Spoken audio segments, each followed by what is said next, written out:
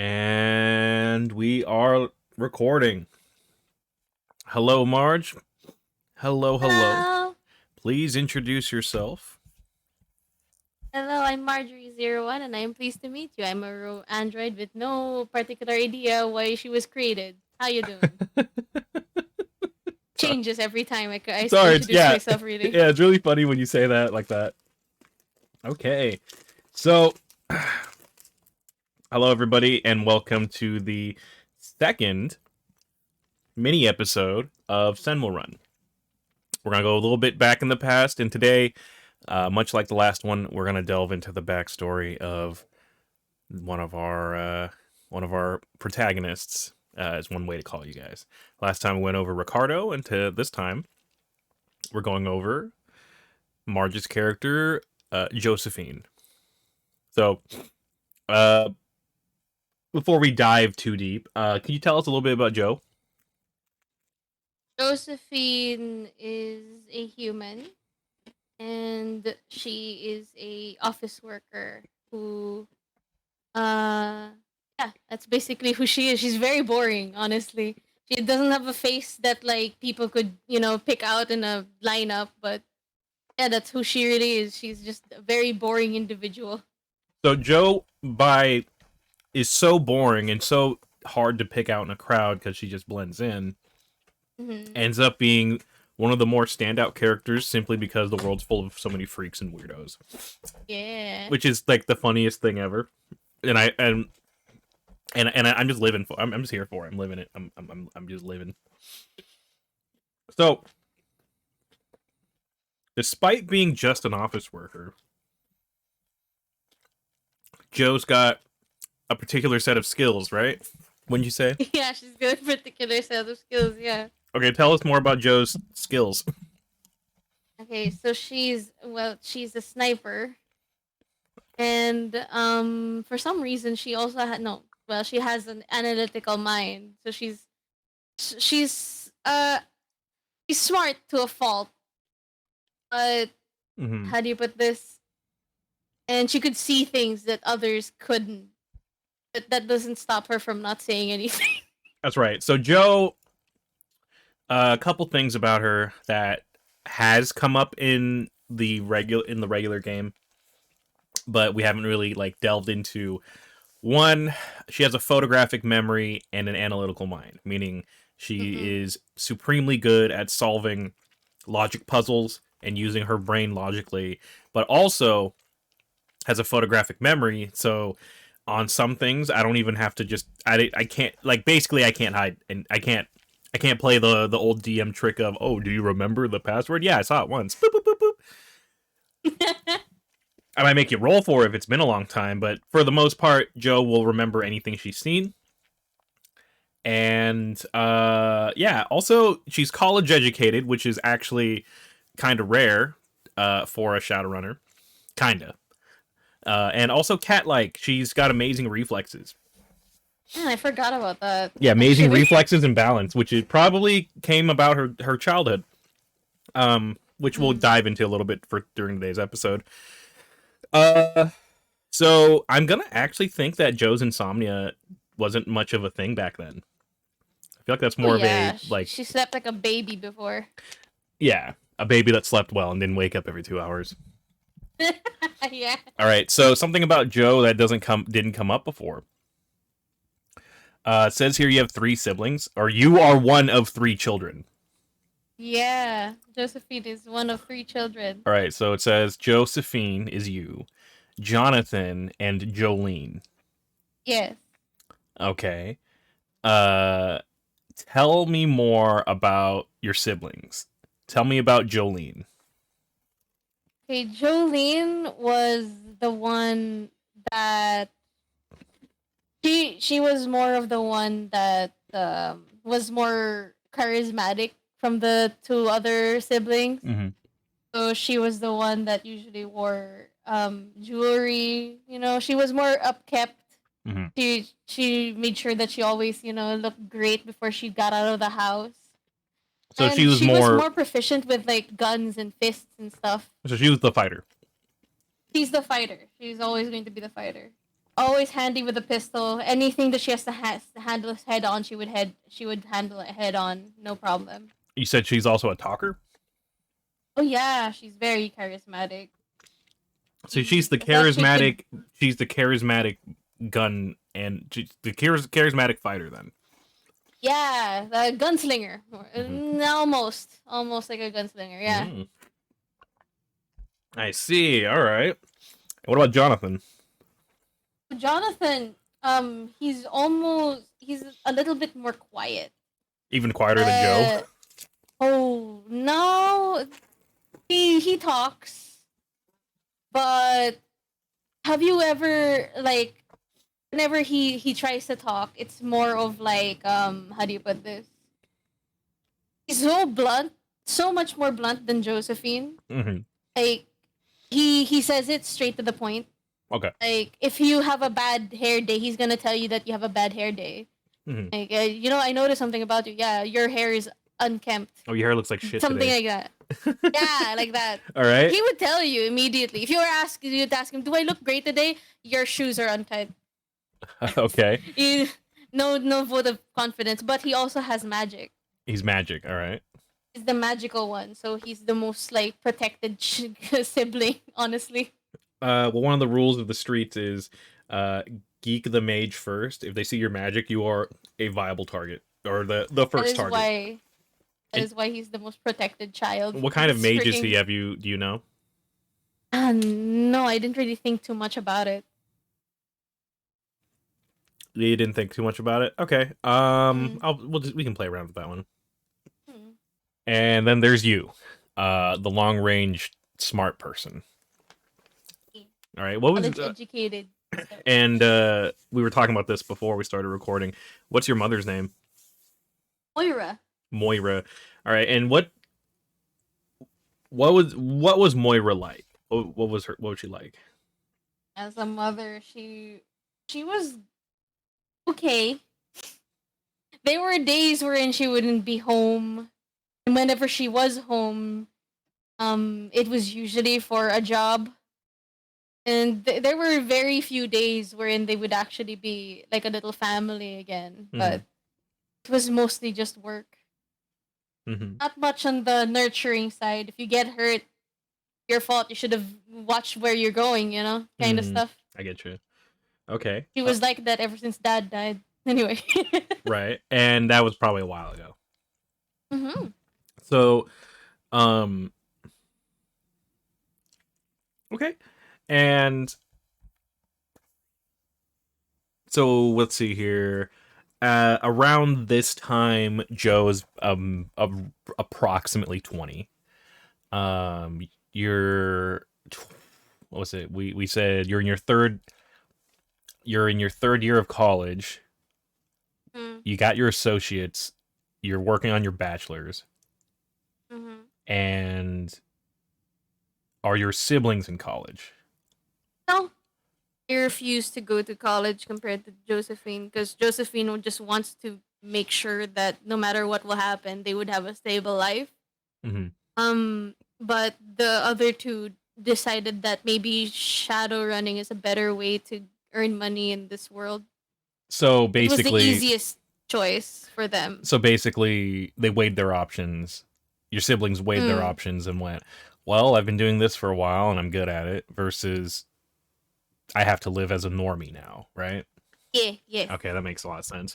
All right, so right now Joe's about 20, so are your siblings. And let's start. Okay, so it's a rainy afternoon. Okay, Joe, you are posted on a rooftop, and you're posted on a rooftop. You hear your siblings like chatting lightly over comms. Well, by chatting, Jolene is doing most of the talking. She's just talking about this, talking about that, talking about the latest thing that one of her friends is doing, talking about some gossip she heard when you guys were in the sprawl last. And let's see, for a frame of reference, this was 6 years ago in game, so it was 2103. or 21 Mm. 70. Wait, 2170 was it? It's 20. It's 2108, right? So it's So it's 2102. I was getting my dates mixed up on my timelines. So it's 2102 right now, and Joe, you're posted on a rooftop. You have your rifle ready, and it's lightly raining. Mm. Your sister Jolene is just chatting away over the comms, and your brother is just I wouldn't say politely, but he's just going uh-huh, Mm-hmm. he's just that, yeah, doing that. It's the middle of the week, and you actually had to skip your afternoon classes to be here. Ugh. What are you doing right now while you're posted up there? Your mother when she got you guys together, she just said, "Okay, Josephine, you'll be over here," and then she just posted your siblings elsewhere nearby. Huh? What it Oh, well, she would probably be like reading a book while she's waiting for the signal to find the thing. is it any particular book, or is it like something for class? It's for something for class. All right. So you're reading a biology. You're Eh, reading your biology textbook. a third year. Maybe she would be reading like a business admin thing. Oh yeah, business admin thing. That would make more sense for her considering her academic skills. She has um the college educated positive quality, which gave her a bunch of skills, including biology, chemistry, cyber technology, economics, mathematics, and parasology. So you're probably reading. Oh, also business. So you're probably reading an economics book then. So Joe, it's currently middle of the week. You're posted up on a building with your rifle, and the comms are mostly silent except for your sister Jolene occasionally butting in to just fill the air, Mm-hmm. basically. I feel like she just doesn't know when to shut up or just doesn't like the silence. Your brother is mostly responding with huh, mm-hmm, yeah, uh-huh. Mm-hmm. And nothing from your mother currently. You know that she's currently in the middle of her job. She never gave you the details of what she's doing.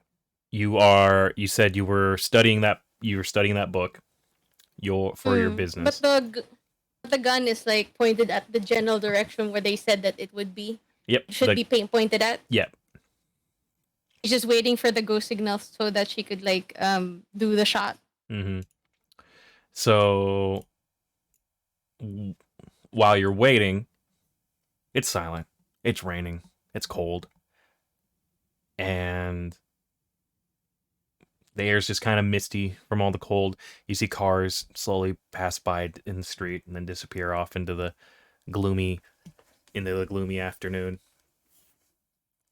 But eventually you hear things get louder. Mm-hmm. Your brother Jonathan, he pipes up, "Oh, Overwatch. This is Overwatch. Okay, wait. I see it. Uh, On the way. Mom's on the way." and she puts her book And down and she has to like go straight to the gun and position herself ready to shoot whoever she needed to shoot. yep, they're coming straight for you, Joe. And there's three of them. Mom's being tailed, three guys. And then off in the distance, you see way, way down this series of alleys. You see that approaching is a spec. No, not a spec. You have a scope. You scope in and you see it's your mother. She's running and she's being chased by who you can only assume to be three security guards of some sort. Mm-hmm. And as your mother gets closer, you hear her come over the comms. "All right, kids, get ready. I got three on my tail." And your mother, she runs in. She starts darting this way and that. And you can even hear from behind her, you hear yelling, and you hear gunfire as whoever is chasing her is, well, they're shooting at her. you hear your sister, you hear Jolene come over the comms. Well, I guess that's my cue. You hear a window break over her comms, and gunfire start to erupt. And then as the dots get closer and closer to you, you see there's only 2 dots now chasing your mother. And then as they get closer and closer to that, you see a you can't see this, but you see what effectively looks like a heat shimmer rise out of the ground. The rain around it is just turning into steam, and then it grabs one of the 2 men chasing your mother, and you hear screams briefly through your mother's comms as she like gets further away, and now it's only 1 guy chasing your mother. All right, Joe, it's all you. Okay, good job. You didn't add. Looks like you didn't add your +2, but that's good anyway. I'll just roll 2 more dice for you. All right, so that's even better. All right, so your mother comes barreling down the alleyway, and you take your shot. Your mother continues running forward. The guy chasing her is about to grab her when your bullet just flies right over her shoulder, strikes him in the collarbone, and takes him down. This man is out. He collapses to the ground in a bloody mess. Great job, kids. Great job. Great job. All right, meet you at the car. Hey. So, Packs up. So you pack up your gun, and what do you do? She packs up her gun, put the book with the gun bag too, and then she goes straight for the car. No dilly-dallying. All right, so you run. The others are gonna follow. You run, you climb down the roof, and you get to the predetermined vehicle that you guys parked a ways away, and you hop in. Your mother is already in the car in the driver's seat. Your brother's in the passenger seat, and your sister, who's way over there, will meet you guys. Your mother, Moira, puts the pedal to the metal, drives up the street, and you see your sister on the side of the road. She's just standing there checking her guns, and your mom pulls over and she runs and jumps into the car. Took you long enough. You see how wet I got? Like in this great gorgeous rain here. What? Of course, she's just going to grumble. She doesn't really say much. She's like, yeah. Well, kids, you guys did great. I got the pay data, and I'm gonna go and cash it in. I'll meet you guys at home. Here, Jonathan, take over for me.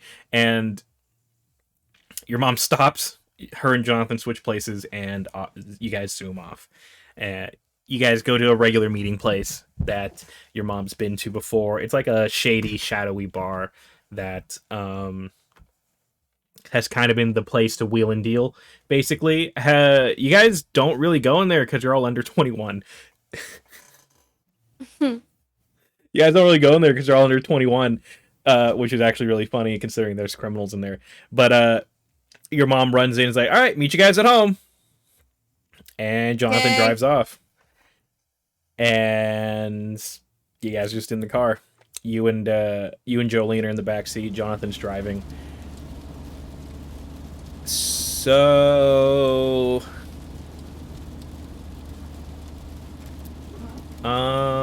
you mind turning on the radio? Oh my god, Jolene, could you not talk for like 5 seconds? Hey. No. What? I can't have a conversation with my beautiful siblings, and the reason I say that is because we all look, pretty similar.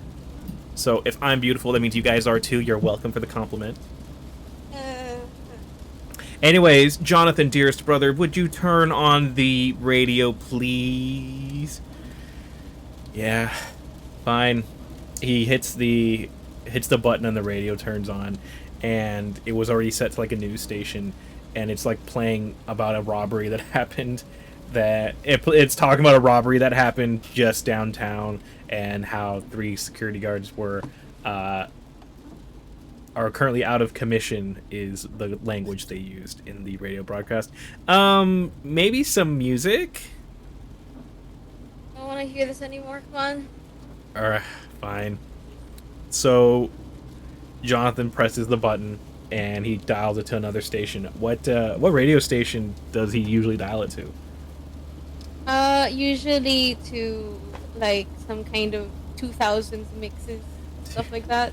2000s. So 2000s. Yeah, it was at the time it was a thing, and eventually they ran out of money because like nobody really listens to 2000s music anymore. Yeah, considering it's been 100 years. Yeah. All right, so he changes Who it. the hell is listening to this? Octogarians? What the fuck? So you're gonna change it to some 2000s music. He calls it neoclassical. Okay, I guess it's better than nothing. And you hear a buzz come from your sister's pocket. She pulls out her comm link and starts just tapping away at a message to somebody. And with that, she's silent except for the occasional tapping and giggling. Josephine just pulls out her book and starts reading. God, you know, sometimes I wonder, like, how are you guys gonna... Is this all we're gonna do for the next years? I don't know. Okay, well, think about this, right? You're Jolene. She kind of glances up from her phone at you. The way she's lounging, she clearly does not have her seatbelt on. Okay, think about it like this. We do work like this. We've been doing this for how many years now? Almost all our life, really. Yes. Yes, basically all our life. Basically since we were big enough to look over the dashboard and reach the pedals to a car. Yeah. Remember when we were 5 and we had to jack a car? A great time. Yeah, that was great. That's what normal humans are supposed to do, right? What are you saying? I don't know about other families. Apparently, 5-year-olds typically don't jack cars, but we made pretty good job of it, right? I'm surprised I managed to carry the two of you on my shoulders in that trench coat. That movie wasn't the best. I don't really know why we had to get in there. Yeah. You still have The ticket stub? No, this mustache. The mustache? Of course I have. It's part of my amazing disguise kit that I curated over decades of fine... It is not amazing. I don't know why you keep thinking that. Sentimental. It's sentimental, okay? So, yeah, alright. So maybe we didn't need to jack that car, but... Okay, what I'm getting at is...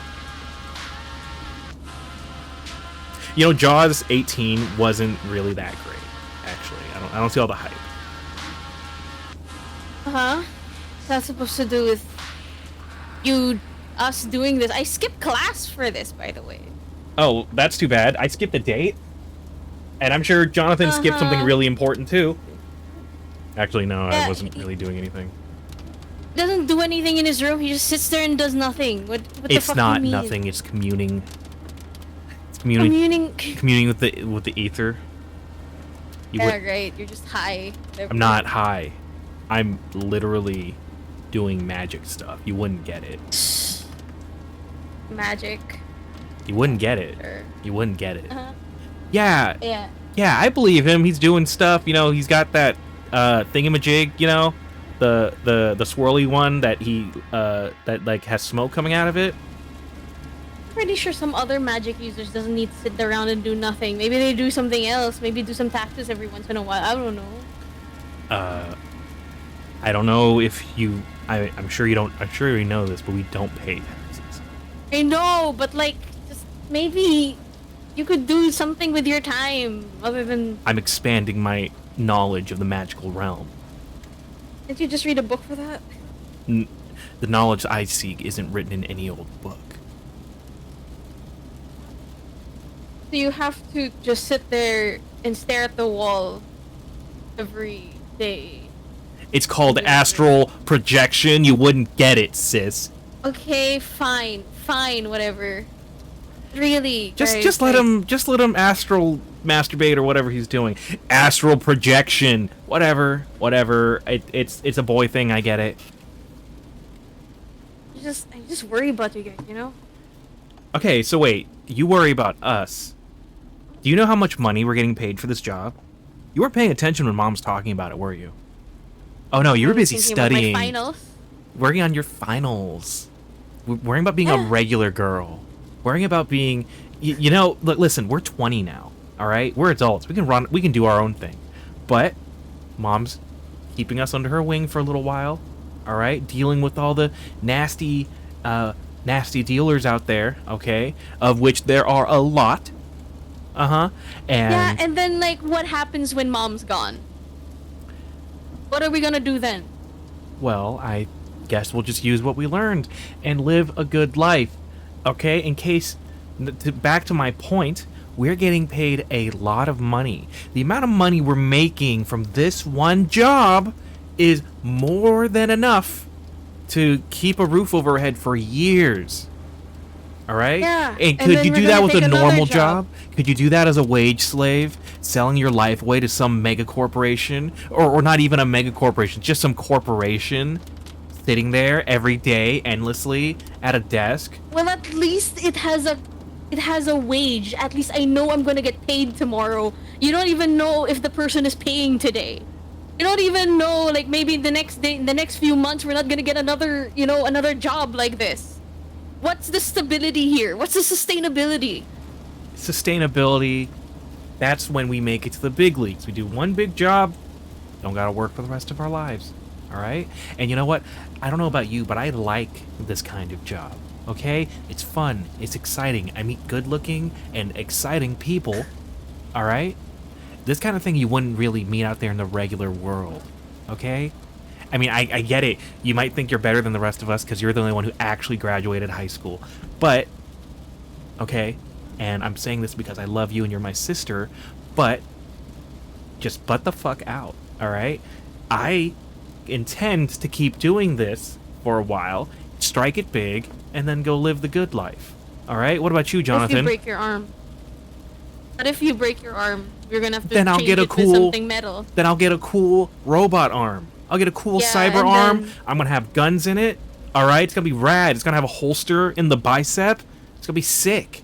It's gonna be awesome. All right, it's gonna be great. I'm gonna have a cool robot arm, and you're just gonna have all that. Cool. All right, and if you weren't so gorgeous to look at, because it's like looking in a mirror sometimes, you know, I'd probably be dissing you pretty hard right now. Jonathan, what about you? What are you gonna do? He just kind of mutters something and just keeps driving. Oh, yeah, and then you're gonna have to, if you lose your arm, you're gonna replace it with a robot arm, and then what if your next limb just, you're the next one, and then you have to replace it with another one, and it's just like, hey, what if cybernetics you become have been a thing for a century now? All right, it's safe. You can get it so that nobody even notices, and there's like zero social stigma anymore. People get cosmetic cybernetics all the time, and getting a functional one, that doesn't mean anything. All right, I'm gonna get a cool cyber arm. But psychosis is also like a risk. I don't want you to get through that. All right, that's just fantasy video game talk. Cyber psychosis isn't real. People losing their humanity isn't real. There's no such thing as that stuff. All right? I know, I don't want to get through that, and I don't want you to go through that. I think it's... Both of you are just like, I just don't know, you just don't think about the risks sometimes. So your brother basically... Especially since the both of you are just like always in front, So your brother like basically does a 180 in his chair. He like turns all the way around and the car's driving itself. Whoa! Yeah, the car's been driving itself. It's on Grid Guide. And your sister, the two of them are just staring at you. We're at the front, so you don't have to be. Yeah. Like, we do this for you. You've always been the sickly one. Not sick all the time. What did I... Not sick all the time. Okay, remember when you got your flu shot when you were 12 and you spent literally the whole week crying about how much it hurt? It hurts so much. Fuck you. God, if you're freaking... We couldn't even pinch you for St. Patrick's Day without it being a whole thing. I don't even like St. Patrick's Day. What the fuck, man? Well, when I'm old enough to drink, I'm gonna love St. Patrick's Day, I assume. All right. Whatever. Remember when Tito gave us a little bit of beer for Thanksgiving? When we were little. Hmm. Yeah, that I was don't. gross. That was honestly super gross. Yeah, well, I don't remember it because I apparently passed out. One sip. Actually, that was apple juice. Fuck. Why was the apple juice so gross then? It's like a Capri Sun. Ah. So your brother turns back to the road, and he starts merging onto traffic. Listen, I know you're worried about how the future's gonna go, and you're worried about how we're gonna be, and you're worried about all that, but really, things are gonna be fine. We have the three of us. We have Mom. We have Uncle Tito. All right. We got all the nice people they know who will help us out. I think we'll be just fine. All right. You're worrying too much. If you want to drop out of this life and go to college and get a regular job, I'm right there behind you. Don't worry about it. But don't worry about it. We're fine. And honestly, if I ever get tired of doing this, and the only reason I'm doing this is to test and expand my abilities. Do you know how much a corporate mage gets paid? A lot. I don't even have to do anything. I just show up and make a flame on my fingertip, and I'm out. And he like makes a little flame at the end of his fingertip, and then snaps his fingers, and it's gone. I do that. I'm in the door. Easy 60, 80K a year. I don't even have to do shit. All right. I just do what I'm doing with you guys, but easier. Okay. So really, it's nothing. Yeah. See, at least he wants to get into a corporate job. No, I don't want to get in a corporate job. You said you wanted to become a corporate mage. No, it's the same thing. If it comes up, putting words in my mouth. Ah, whatever. I'm going. Get me off here. I want to go home. So, you guys get to your house. Where do you live? Like a house, apartment? It's an apartment with like at least like Jolene has her own room, but Josephine and Jonathan have to sleep in the same room. That's why she knows that he just sits there and does nothing. So, so Jonathan actually has to have, as a mage, he has to have a place called his has to have basically a magic study. A monologue, yeah. So his monologue actually is a tent. Yeah, it's a tent in his room. So if you go into their room, if you like a bunk bed, right? Yeah, it has just like a curtain over his. He's the under bunk. He's a bottom bunk, and there's just a curtain there. Yeah. All right, so their room is 80% Jolene's, and the remaining 20% is like his stuff, and then the inside part of his bunk bed, which if you look in, it looks like a curio shop. There's just stuff everywhere. You don't even know how he falls asleep in there exactly. Yeah, there's room for him to like sit there and maybe lay down, and that's it. There's so much quote unquote magic stuff is what he tells you it is. You don't know, you don't care. The pickled eyeballs are a little on the weird side though. And your mother stays in the living room because she gave you guys the room. She's always out. Yeah, she's always out, but when she is home, there's like that.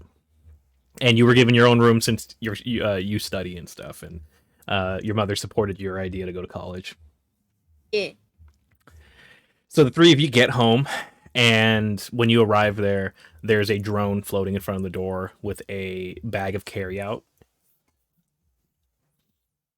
It turns and it looks at the three of you, and it kind of buzzes a pre-recorded greeting. Greetings from Mongolian Palace. This order was already paid for. It buzzes over to you and like drops off the bag and then flies off. Oh boy. Oh good, I was getting hungry. Your brother unlocks the door and goes inside. And so Josephine probably just goes straight to her room and then just slams the door shut and locks it so she could just study. All right. And then Jolene, she does whatever. When you walk into the house, you see that Jonathan he took his shoes off. I mean, he mostly wears sandals anyway. He slipped his sandals off and was gone.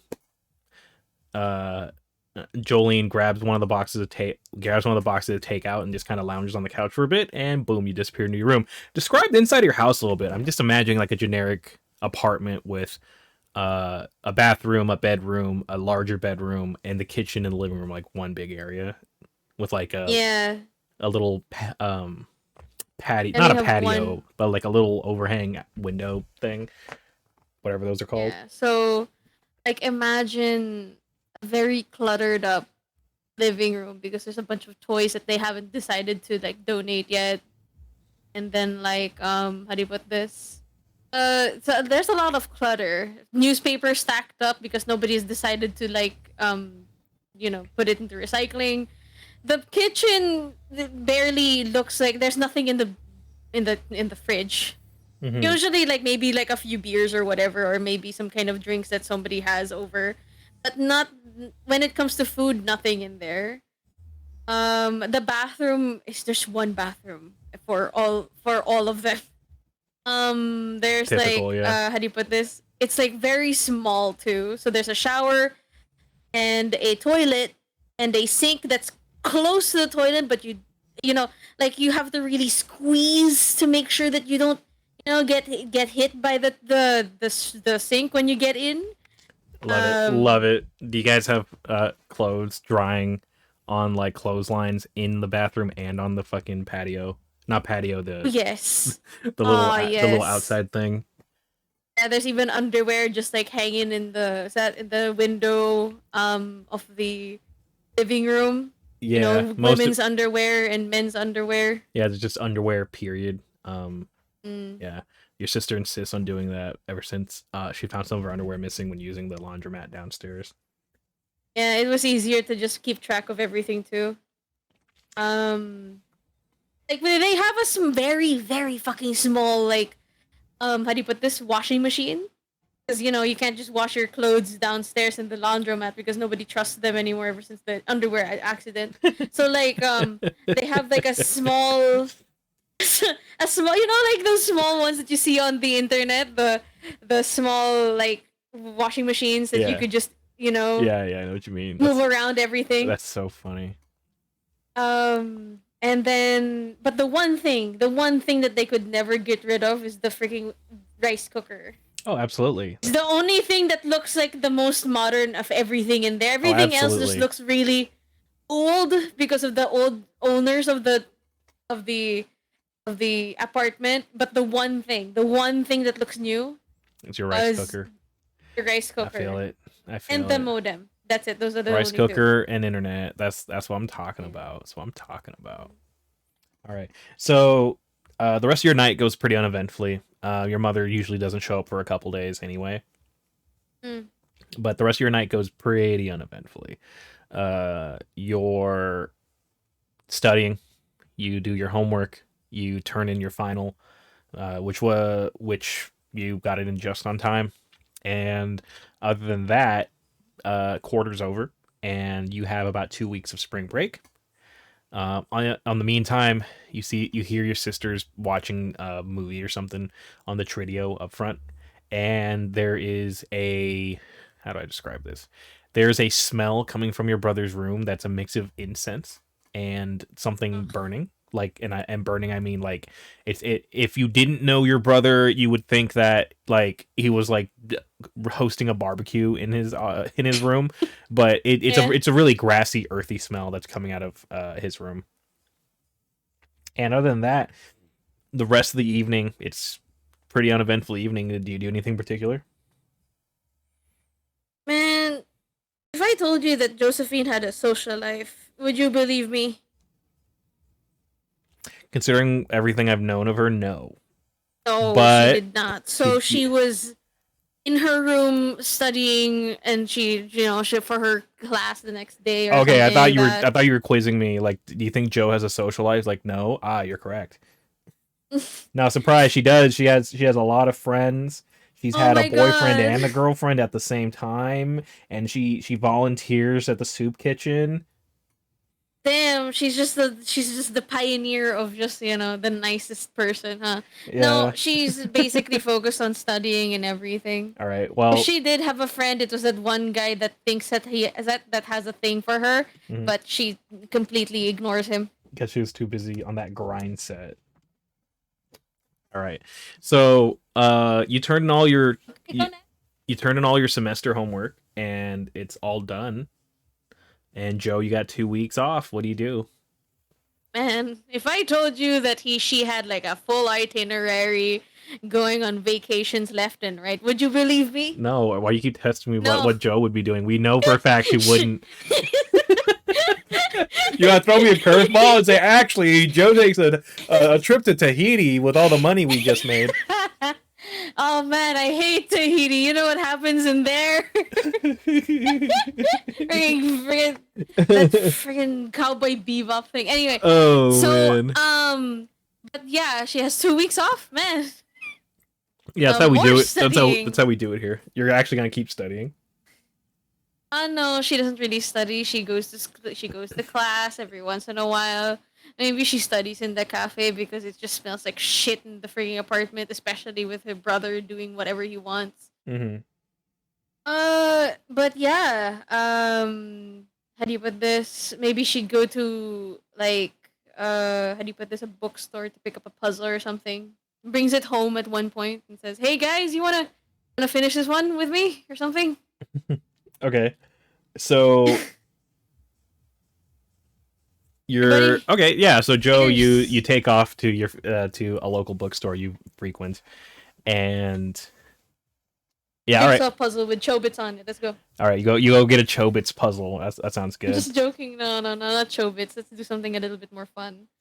Um, See? it's a picture of a sexy centaur, but it's a surprise when you finish the puzzle. Okay. So wait. How do you know it's a sexy centaur then? She already figured it out, but she wanted to Oh, see the reactions of her brother and sister. Duh. okay. So Joe looked at the scrambled puzzle, put it together in her mind, figured out what Yeah, the image is roughly, yeah, and then it wants to do it with her siblings so that they can see and be yeah. surprised at the sexy centaur, And she would just fake being like, "Oh my god, I didn't know." and then just glare at you like, "No, It's you knew." the one thing that will make her really like. That's the one thing that really like brings her joy is just to, make Yeah. them feel like, oh, you didn't know this was gonna be this. Yeah, I guess I didn't really get. Oh, man, I didn't really think about it. Okay. So Joe, you go to the little bookstore and you pick up a sexy centaur puzzle that you do in your mind. In fact, very few of these puzzles you actually end up buying because most of them you end up doing in your head on accident. Unless you go to great pains to not look at it. But if you don't look at it, you don't know what you're getting. Mm. So you buy a nice big jigsaw puzzle. Do you get anything else while you're here? Probably a book or two pertaining to business or whatever. Some book that she needs for school, or maybe like I don't know, whatever she reads as a how do you put this? Or like entertainment wise, it's usually some Sudoku shit, or it's usually one of those puzzle books, or Okay. you know, like So some grandma tier connect the stuff. dots kind of stuff. All right. So Joe really likes puzzles. All right, that's good. Oh yeah, it's like she wants to stimulate her brain. You know how freaking boring it is when you could already like solve a puzzle in your head. You just need to keep training it every once in a while. So that brings me to the next question. Mm. Joe, In a she party. she she's doing really well in school, then, isn't she? Because most of school is just memorization. Oh yeah, there's a bit of understanding, but yeah, she's doing pretty well in school. Well, if I were to just guess Funny from enough. Joe's stats, let's see, 5 logic, 4 intuition, 4 willpower. That's really good. 4 charisma, which I think is funny considering how Joe is. I Uh, know. so all things considered, this points towards Joe being like just breezing through school.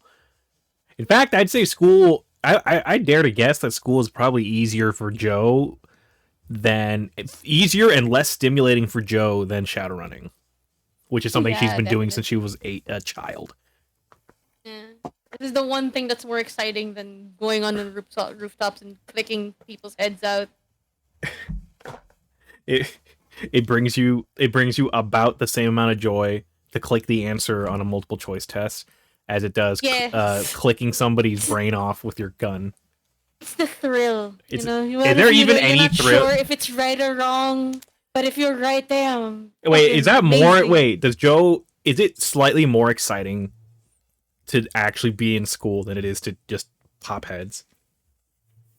Eh, about the same. It's about the same. That's Same stress, honestly. If you same know. stress. Okay, that considering that Joe's been at this for over 15 years, um, I'm not surprised. Less Actually, I'm danger, actually honestly. surprised. Joe probably has a higher body count than Vesper and Ricardo combined. Just Yeah, period. but she doesn't really think about it that much because think about it. Whenever she goes into those kinds of things, they're so far away. She doesn't even think of them as human anymore. Yeah, which is why Joe prefers to stay on the back lines. Besides her Yeah. other her medical issues. Okay, Mm. so Joe, you go to checkout. You're buying your puzzles. You're getting your Sudoku books and whatever, and probably you probably don't have any plans for the you probably don't have any major plans for the break, huh? Did you believe? What I believe, what I, yeah. what I believe, what another fucking lie? Oh, this is the Yeah, the past. I nightmare. can rewrite Joe any way I want. No, it's just that you know how she is. You think you ask me, does she have plans? And I'm gonna be like, man, does she have plans? You know, sit around, read, Okay, well, it's actually funny when I think of your cry. it's funny when I think of your siblings and Joe. You got Jolene, who I wouldn't say is a girly girl, but she's more fashion conscious and appearance conscious. Mm. You have your brother Jonathan, who probably couldn't give less a fuck. He's really into more esoteric things that you literally can't comprehend because he's a magician, and you can't even touch that with like any. You can kind of comprehend the concepts, but you have no idea how any of it really She works. just doesn't want to do anything about it, like anything about magic. Just fuck You're, off about you that. know, if No. it weren't for some signs here and there, you wouldn't even believe him if he was magic, because you can't Yeah, see most of exactly. this. You can't see most of the stuff he does. You can't even feel most of the stuff he does, actually. Mm.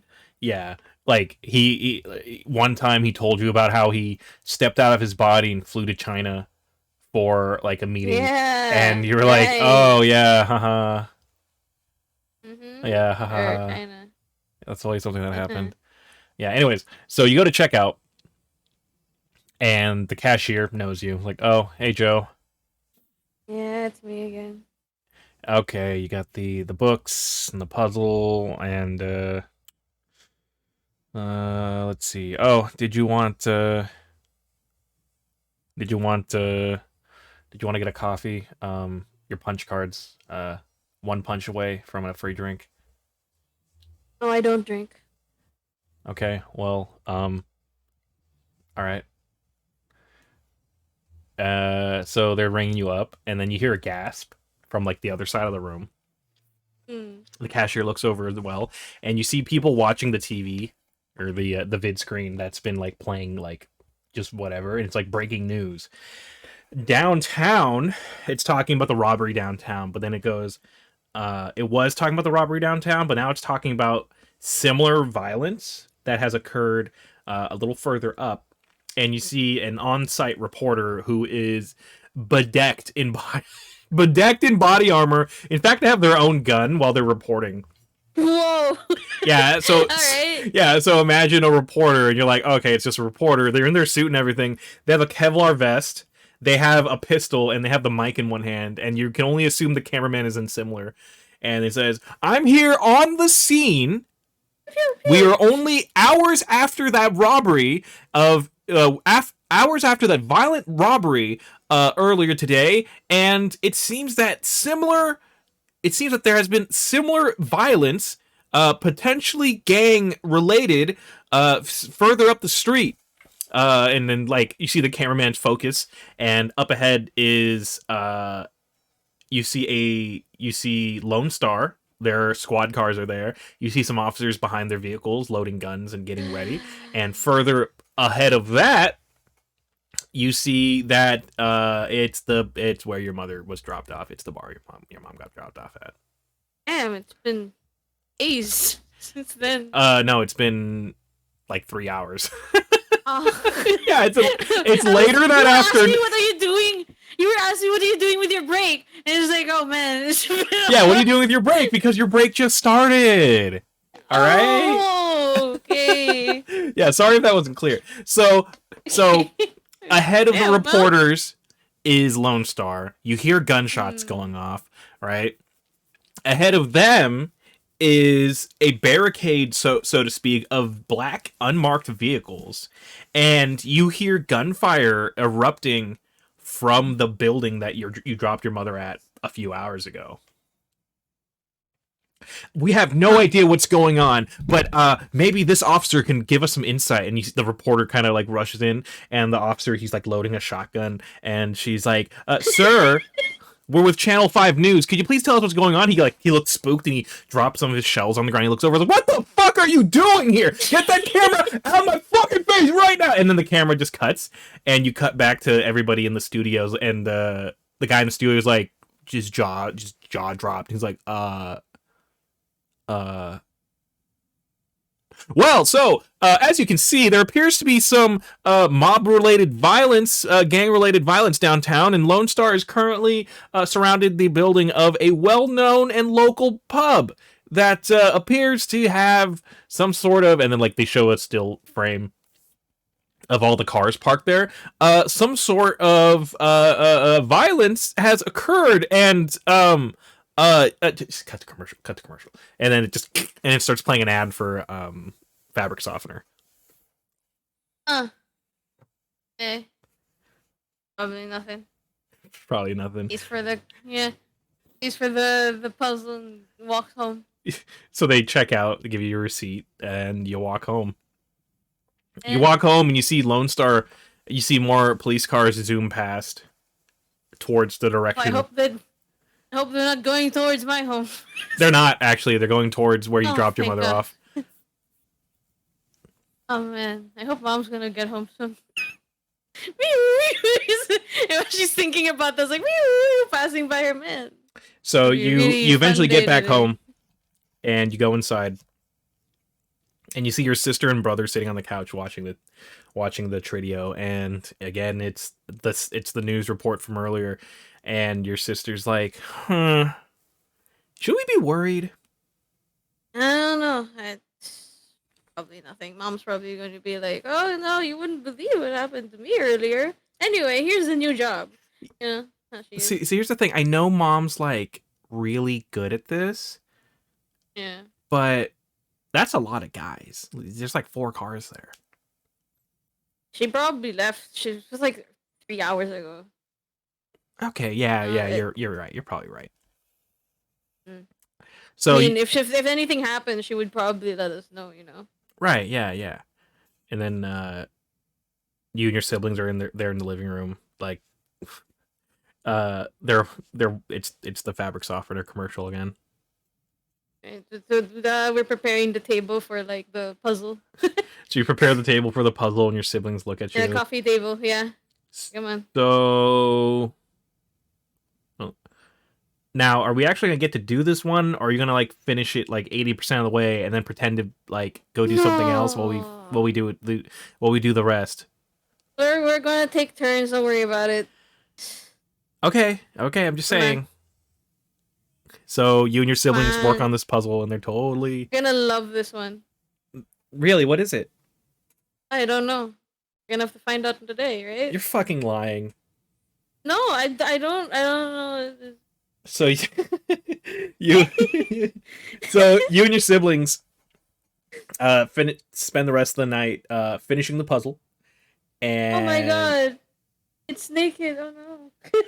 Centaurs are always naked. Oh god.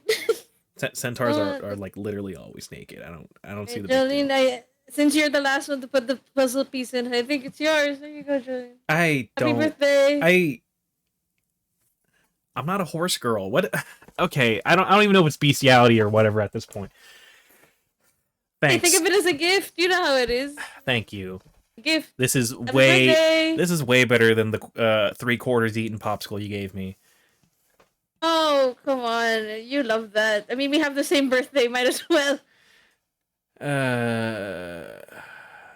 What? Did you just want me to give you like skincare products or something? Oh, that sounds great, actually.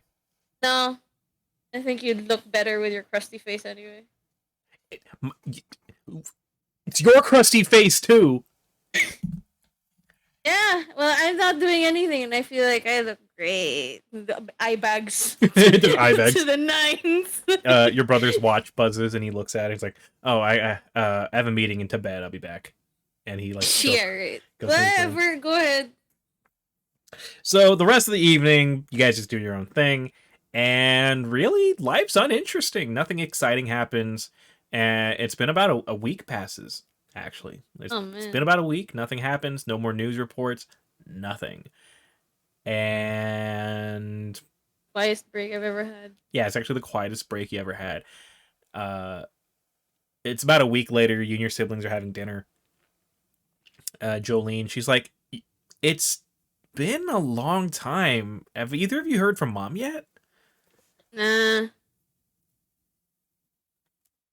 Have you? No, if I did, I wouldn't have asked. Yeah. Did we start worrying? I was gonna ask if we should start worrying because it's been like a week. We usually hear from her after a couple days. We should start looking. Yeah, we should. Maybe we should just. We should go straight to that place, the bar that had that incident before. We might as well look around. Yeah, that's a good idea. Okay. Well, I'll get ready. And your sister starts going through her lots of guns. Maybe bring Theodore with you. You like Theodore? Who's Theodore? The gun. She names her gun so after her ex-boyfriends. Yeah. No, I'm not. He goes around. Not. She pulls out a revolver, and she looks at it like, "No, I'm not bringing Theodore. He dumped me on a pho date and left me to pay." Oh, that's sad. Yeah. David, I kind of like David. And she like grabs a Derringer, and she's like, "No, I'm not taking David either. He was always a bit small." You'd always bring two. You've always like both, No. Dimitri and Theodore. Two. Yeah, actually, I was thinking, and she pulls out two similar semi-auto handguns. Yeah, I'm probably gonna bring Dimitri and Theodore too. Yeah, there you go. Yeah, and then she puts those on her holsters.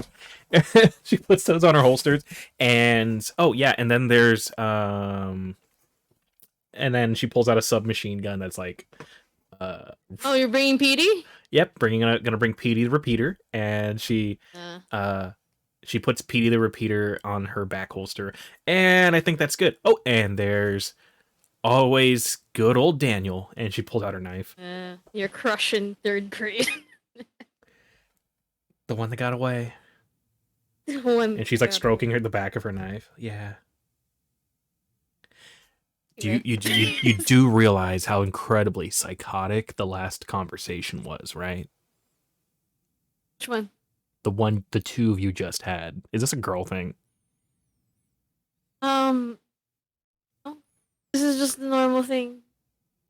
I name my pillows over like fictional people. Yeah. Yeah, I know. I name like my computer parts over people. Fine. You two are absolutely strange. Whatever. Yeah, says the guy who was channeling spirits through a fossilized squirrel, whatever the hell you were doing. Okay, well, what I do with Sid is none of your business. You named it Sid? You named the squirrel Sid? Oh my god. Wait, is that the one from that movie? Isn't that like the guy from that video game that's always there in every other iteration? No, I was thinking it was the squirrel from that movie with the where it gets really cold. What's it called? Cold time. Yeah, that sounds right. That sounds like a great one. Didn't he always want that nut or something? Whatever. Yeah. Okay, first off, Sid was a sloth. And second, no, I did not name the squirrel carcass I have after a sloth from a movie. You know what? Okay, you know what? That's enough. We're looking for mom. We're looking for mom, all right? Yeah. All right, come on. Let's go. Let's go. Okay. So you guys get ready and you get down to your car. Yeah. Yeah. And your brother drives you back to that bar. He drives you back to that bar that you dropped your mother off at a week ago. You know, the two of you really need to get your license, or at least learn how to drive. No. Yeah, I'll do it when I care. Yeah. The next time that you get another date to get them to drive for you, right? That's how it goes. Yeah. Why do I have to drive myself? I can't shoot Exactly. both guns with both hands if my hands are busy on a steering wheel. And beyond that, I have a sniper rifle. When will I ever have to drive with two hands occupied? Come on, think about it. At least you just need to look at something and they just blow up or whatever. I have to concentrate. Okay. Here we are, and you guys get to the bar. A lot of the windows are still boarded up, and some of them have bullet holes in them. But for the most part, it's pretty quiet. It's as if the violence from a week ago never happened. And it's kind of a late night. Hey, Jolene, ask somebody in there if they know something. Okay, why me? You're the pretty one. That's A way to compliment yourself. How it works. Okay, so wait. Yeah. You're telling me to go in there by myself, a lone girl, into this seedy establishment? Yeah. Now that's just fucked up. What's wrong with that? That's just fucked up. What's wrong with that? Yeah, no, okay. Fuck. Okay, hang on. And she starts flipping through her comm link, and she switches to one of her fake IDs. All right, I'll go in. What are you two gonna do? I'll just have one of my spirits watch. I'm just gonna stand here. You're just gonna sit in the car? Don't see me going in there. Look at me. I'd stand out like a sore thumb. How are you dressed right now? He's literally just wearing the most generic clothing ever. It might be let me think about it. Okay, let me look it up. Maybe she would be wearing a sweater, jeans, shoes. Nothing identifiable really. It's a green sweater, jeans. A green what? Like a green tracksuit? Didn't you hear me? Okay, wait. Sweater. A sweater. Green sweater. Okay. Jeans. Shoes. Yeah. All right. So it's super generic. All right. Oh yeah. Okay. So. Look more mature than I do. That's for sure. Okay. Well, I want you to come in with me. Okay. Hold on. She during this time she doesn't have a ponytail. She does have her hair a bit short. So she and Jonathan look almost exactly like each other. Okay. So she just rubs her face a bit, and then pats her cheeks, and then puffs. All right. All right, let's go. Gets out of the car. God, you barely sound like him. Yeah, let's go. I'm doing this. Yeah. I got an eye cream that'd be real good for those bags. Yeah, I don't care. Let's go. All right, so you guys go up to the door, and the doorman, he's like a big muscly orc guy. He's in a tight crew neck, or not a tight crew neck. He's in a tight black t-shirt. It's got a gold a gold necklace. Got his arms crossed, standing there. He's got sunglasses on. You guys approach. Well, hello, ladies. And he kind of looks at you quizzically. Excuse you. Hello, ladies and ladies. Uh, Yeah. welcome. May I see your ID, please? Your sister shows him her fake ID. And he scans it. Alrighty. And you, sir? She has her brother's ID, who has the Wait, yeah, did you pickpocket off him? no, she's always had it because like it's there's a thing wherein like people would just mistake them for each other sometimes. So they just carry each other's IDs to save time? Yeah. That's really funny, actually. That's why whenever somebody like calls her him, she doesn't really give a shit unless she cares. Okay, so wait. So you're saying you and your siblings carry copies of each other's IDs for such an occasion. The only one that they cannot share with is Jolene because yeah, that is actually super funny. So you and your brother carry each other's IDs, and Jolene carries yours IDs if she wants to dress down, but you guys don't have Jolene's ID. Yeah, that's actually needlessly complicated, and I love it. So you flash Jonathan's ID. Alrighty, or Jonathan's fake ID. Excuse me. Alrighty, come on in, and he opens the door for you guys to walk in. You and your sister walk into the bar. It looks like your typical higher, fancier bar. You see a well-dressed bartender, with the button up and the vest. You see wait staff. They're looking real prim and proper. Some of the walls still have bullet holes in them. You don't know if you've never been in here, so you don't know if they've been there, or you don't know if these bullet holes are like, fresh, so to speak. But that's what that looks like. You see that in the corner, there's a couple slot machines that are broken. And there's some patrons who are either playing cards or drinking or just doing their thing on a weekday night. Okay, well, I'm going to start asking around. Joe, you do the same. And Jolene goes off to kind of ask around. What do you do? Why did she leave? Anyway, she would probably go to the bar and sit there. Okay. At the bartender. So the bartender comes over, and he said, "Evening, sir. What can I get for you tonight?" Water. He kind of raises his eyebrow. You hear your brother coming through your earpiece. Order something alcoholic. You don't have to drink it. Alcoholic water. Dumbass. I'm joking, of course. You get an old-fashioned cider. An old-fashioned, exactly, yes. So wait, was that the apple cider or the old-fashioned? I am just pulling your leg. I want the old-fashioned. Can I see your ID, sir? Yeah, sure, here you go. You take Jonathan's fake ID, he scans it, it's all good. Yeah. Alright, one cider and one old-fashioned.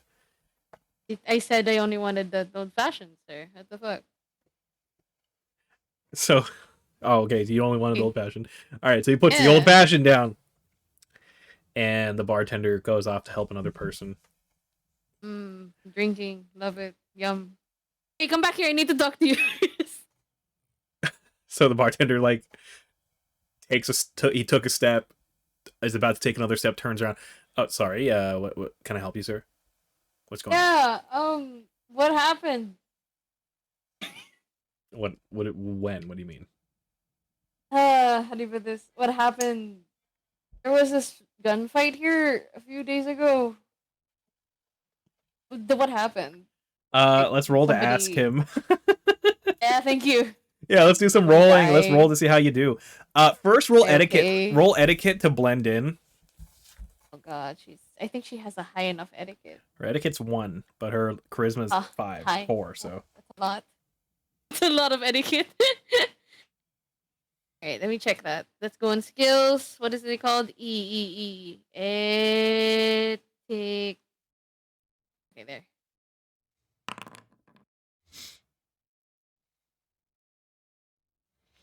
Uh, Nailed it. all right. So you blend in enough to get through. Blend in, really? All right, yeah, you blend in just enough. Okay, then. And now roll to ask him. We can roll. Um, Love drinking. all your social Hmm. skills are about the same stat anyway. So again, just roll negotiation. What is negotiation? NE. Ah, one. Perfect. And you got one hit. So the bartender will give you a piece of information. Oh, you mean that? Yeah, it was pretty rough. Well, one of our regulars came in and she, you know, she was here, and apparently some mafiosos weren't very happy, and they stormed the place. And well, we don't take Uh, kindly to that kind of stuff. So gunfight started up. and she's okay, right? Why do you care? I don't know. I mean, if people are like going after someone, you'd hope that they'd be okay, right? I guess I don't know what happened. She disappeared when the violence started. Oh, okay. That's sad. Anyway, nobody got hurt, right? Nobody got hurt. A lot of people got hurt, like especially when Lone Star Uh, showed up. They kind of just started gunning everyone down. oh, that's unfortunate. I didn't really see the news that time. I just saw a bunch of bullet holes, so I guessed. When are you gonna get this fixed anyway? We're working on it. You know, Mm. just this and that. Okay. I don't want to take up any more of your time. Go ahead and talk to So other people. the bartender goes back to what he was doing. Um, You hear your sister come over your earpiece. Thinking. Okay, so it sounds like mom was here when we dropped her off. A bunch of mobsters show up and she disappeared. No idea what happened there. And it got worse when Lone Star showed up and just started gunning everyone down. Like Apple. Yes. Yeah. Apparently they said that she vanished or something. So, but now I don't really know where to go next. You want to check with Tito? Maybe he knows something. A week's a I long don't know. time. I'm gonna I want to check the astral of the area and see if we can if mom left a signature behind. Give me a minute. You guys Uh, just keep doing your thing. in your friggin' astrals.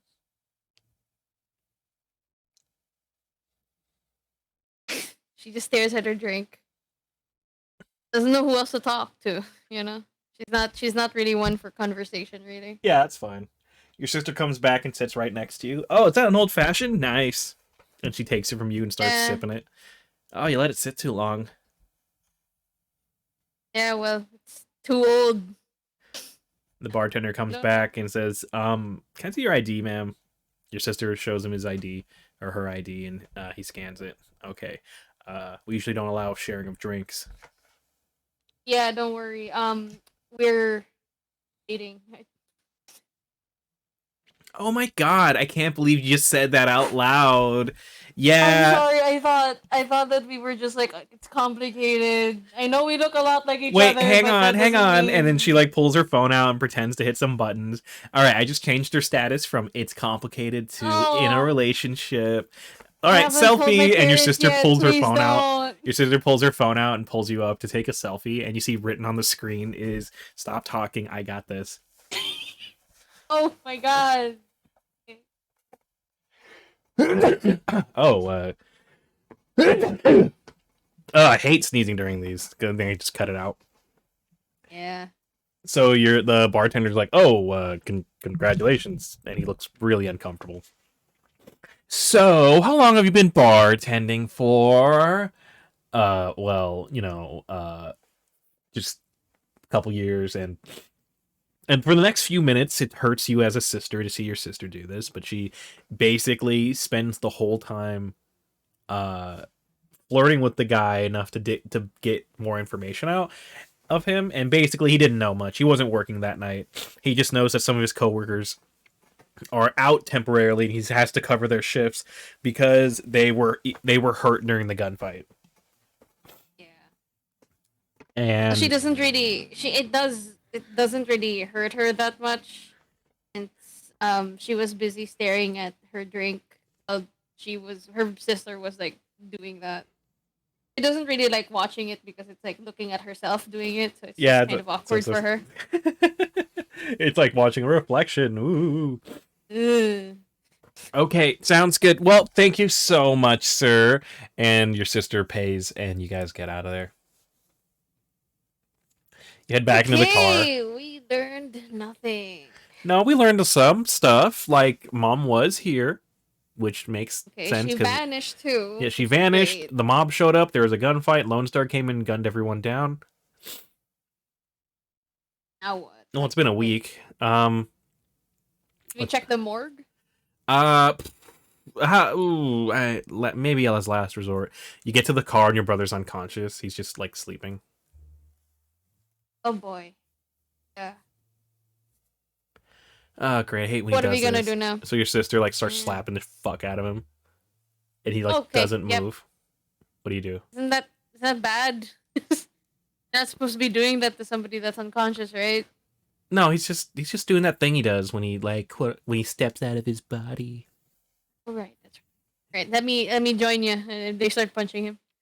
Whoa, whoa, hang on. Whoa, that's a bit. Hang on, hold up, Joe, wait. Joe, hold up. What? Careful. Don't hurt him. What? God, don't leave any bruises. No, it's like, it's all right, fine, we'll open hand, All right, so the two of you like slap him a little bit. Okay, I'm getting tired of this. And your sister, she pulls out some black lipstick. Let's draw on him. Oh my god, yes. I mean, no, you're not supposed to do that. Why don't you just shoot near him? Maybe that'll wake him up. Oh, no, that'll wake everybody up. Never mind. I'm sorry. I'm dumb. All right, do that. So, do you draw on him? No. You don't draw on him. No, she just watches this. She doesn't want to be part of it, you know.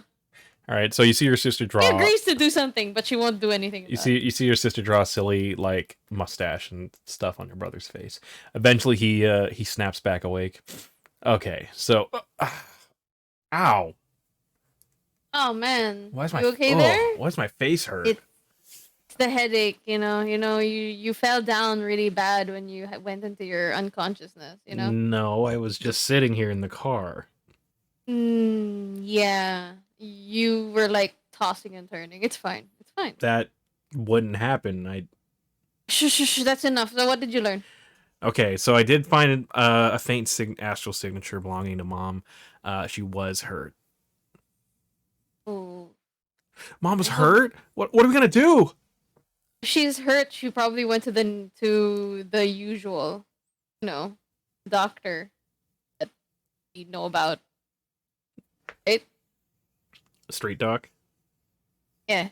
Yeah, okay. We could check there, and you guys drive off. You end up at a back alley clinic. You end up at a back alley clinic, and you guys go in. It's pretty sterile. It's like your standard. It looks like basically it's basically a big kitchen that they remade into a medical clinic. And you guys step inside. You see some people sitting there. They've got all manner of wounds: knife wounds, gunshots, burns, cybernetics. Their cybernetics are like broken, and their arms going backwards, that kind of thing. Oh. Ugh. And you guys step in, and you see the doctor. He's like working on a guy. He's actually doing a dental procedure. And the doctor, he's like, so you're telling me that they implanted a radio transmitter in your skull and you need me to get it out, right? Uh-huh. Yeah, all right, sure thing, buddy. And the doctor's like just like pulling the guy's teeth out. Yeah, no, I think you're fine. You had a loose filling and it was making your cranial comlink mess up. And like he's got like a small tray, and there's like 6 of this guy's teeth in it, and the guy's like can't even talk. Like, oh, thanks, doc. Yeah, you're welcome. Pay on the way out.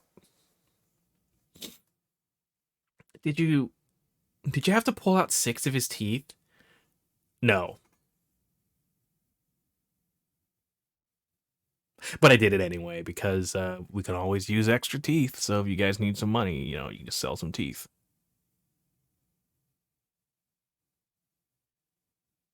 You gonna ask him something or what? I can't. I can't carry a conversation, the both of you. The 2 of them look at you, but you're the main character. You know! But you should know this right now!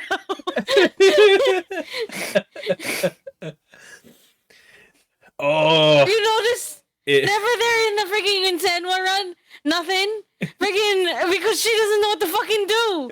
When she was captured by a freaking priest, she just stood there! She doesn't know what she's doing! I'm joking, shit. There's a reason why she has a 1 in etiquette, okay? So the doctor, he comes over, he wipes the blood and saliva off his hands. Oh, look at the 3 of you.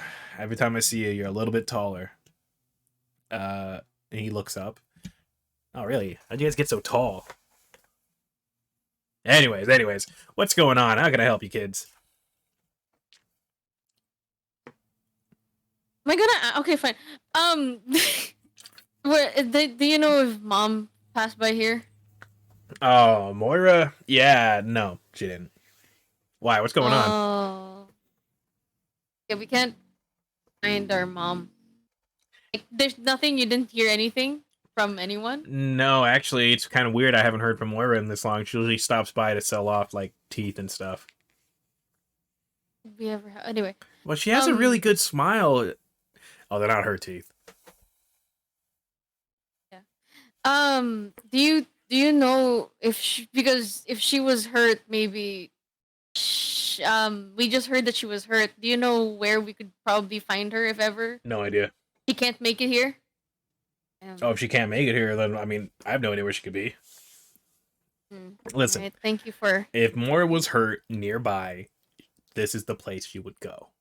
Or try and patch it herself. Or maybe she's over at your uncle's place.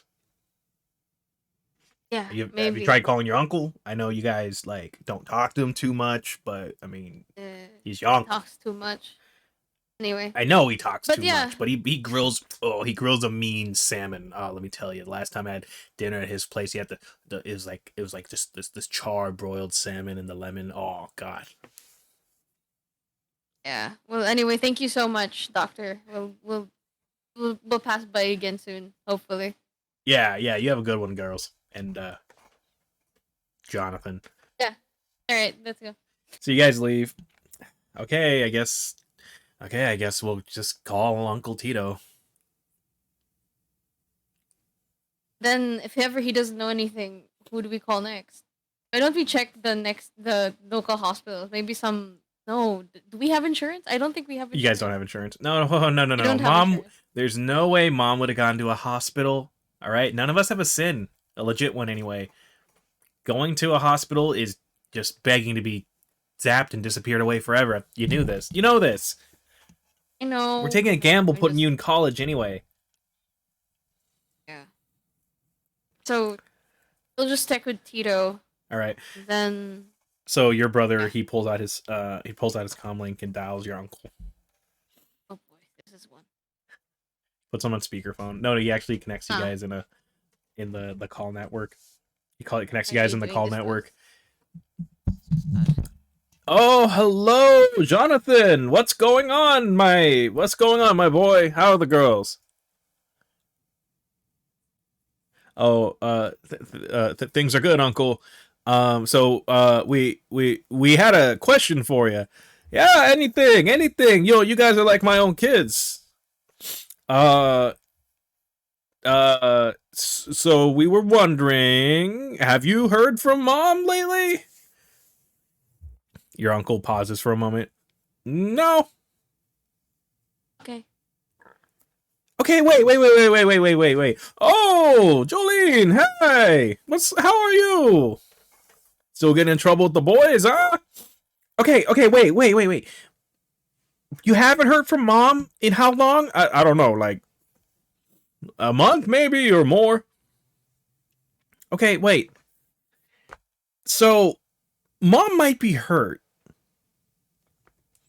You know And where she would go? you know where? Yeah, you know where she'd go. You know what? No, I don't. Besides here or the doctor, or some other places she might stop at, I'm not sure where your mother would be. Shit. Okay, thank you, Your guess is as Uncle. good as mine, but I'll start getting some people out send out some feelers. All right, thank you, Uncle, for the help. Oh yeah, and then your brother hangs up. Okay, this is bad. Right, we're going to go to the morgue. I just hope that she's not. No, we're not going to the morgue. We're not going to the morgue, aren't we? Where else? Where else are we gonna go, Jolene? The morgue. The morgue's so No, we don't wanna go to the. scary. Oh, because you believe in freaking ghosts and shit. They don't exist. All right. Well, Come actually, on. No, you don't start with me. All right, let's just go. so you guys get into a vehicle. Your brother drives you guys to the morgue, and it's actually pretty tense. Your sister doesn't say anything the whole time. She's just kind of fiddling with her knife. Your brother eyes on the road the whole time. Radio is at minimum volume. What are you doing during the drive there? Quiet too, staring outside. All right, you guys arrive at the morgue, and well, of course, at this time of night, it's closed. All right, Breaking in. Yep, old-fashioned break-in. You got your tools? Yep. Is it digital? Well, I guess we'll find out. I can't enter. They always ward the buildings here. And your brother passes you it looks like a turkey bone. Oh, turkey bone. Oh boy, what's this? Take that with you. It's gonna take that with you. It's got one of my it's got one of my spirits attached to it. Yeah, I'm going to. You know how you hold something that's disgusting? The one, the little touch. Like, yeah, I'm not gonna hold on to this. Why don't you just do your magic stuff and tell me what's in there? I can't get in there without breaking in, and the moment I do, it's gonna alert whatever mage put it up. So our best bet is you hang on to this. Right? You think that people are going to put mage stuff to stop people to go into a morgue? Yeah, dead bodies can be used for a lot of things. I can't go in there spiritually, and I don't want to go in there physically at the moment. So you guys go, tell me the closest clear, and then I'll get in myself if I need to. All right, Jolene, you hold on to this thing. Ew. Is it still wet? No, of course not. I put it in the dehydrator. That's what that smell was. Oh my god! I told you not to put your dirty ass fucking mage shit in there. The reagents. They're called reagents. Whatever. Let's go. So Jolene just puts it in her back pocket, the wishbone, and you and her sneak over to the building. Roll sneaking. Right, we're gonna have to do this nice and quiet. We don't want to barge in like some bull or whatever. So okay, yeah, clever. Hang on, and she's starts attaching a silencer to her pistols. All right, roll to sneak. I don't know if we want to add more to the people that are already dead in here, but all right. There's probably no real security, but just in case. Yeah. All right. And you're gonna stick out like a Thor thumb. I'll go in first. So you and your sister sneak in together. You get to the side wall, and you find a side entrance to the morgue. You go and you approach, and you see that it is a mechanical lock. At this point, mechanical. Is there's nothing digital, anything on it? There is a keypad. Oh, a keypad. She could try and hack it, can she? Yeah. So your sister goes and kind of keeps watch over the area while you go and hack open the thing. So she hands you a pry bar to get to the fucking electronics. Oh yeah, that's right. You hook up your comm link to the thing and you hack the lock open. Beep! Click, click, conk. All right, doors open. All right, good. Tell me if the coast is clear, and I'll come in after you guys. Right. Josephine goes in first. All right. Does she see perception? Right. Yeah. Okay. I forgot where that is. All right, that's P. It starts with a P, right? Yes. It starts with a P. Yes. Why did that small? Oh, yes. It was really funny when you said that. Okay, so you look around, and currently you hear the buzzing of the low power lights, and there's more lights on there. There needs to be. Someone is clearly here. Oh. Ah, my eye. Hang on. Someone was clearly there. Someone is clearly here. Is clearly there. You're not sure who's here, but the lights are on brighter than they need to be. And you kind of go in. You don't know the layout of the building, but you know that further down the hallway is a double door. The sign on the wall says storage. Okay. And the other way back is just loops to the front. That's all you know. Okay.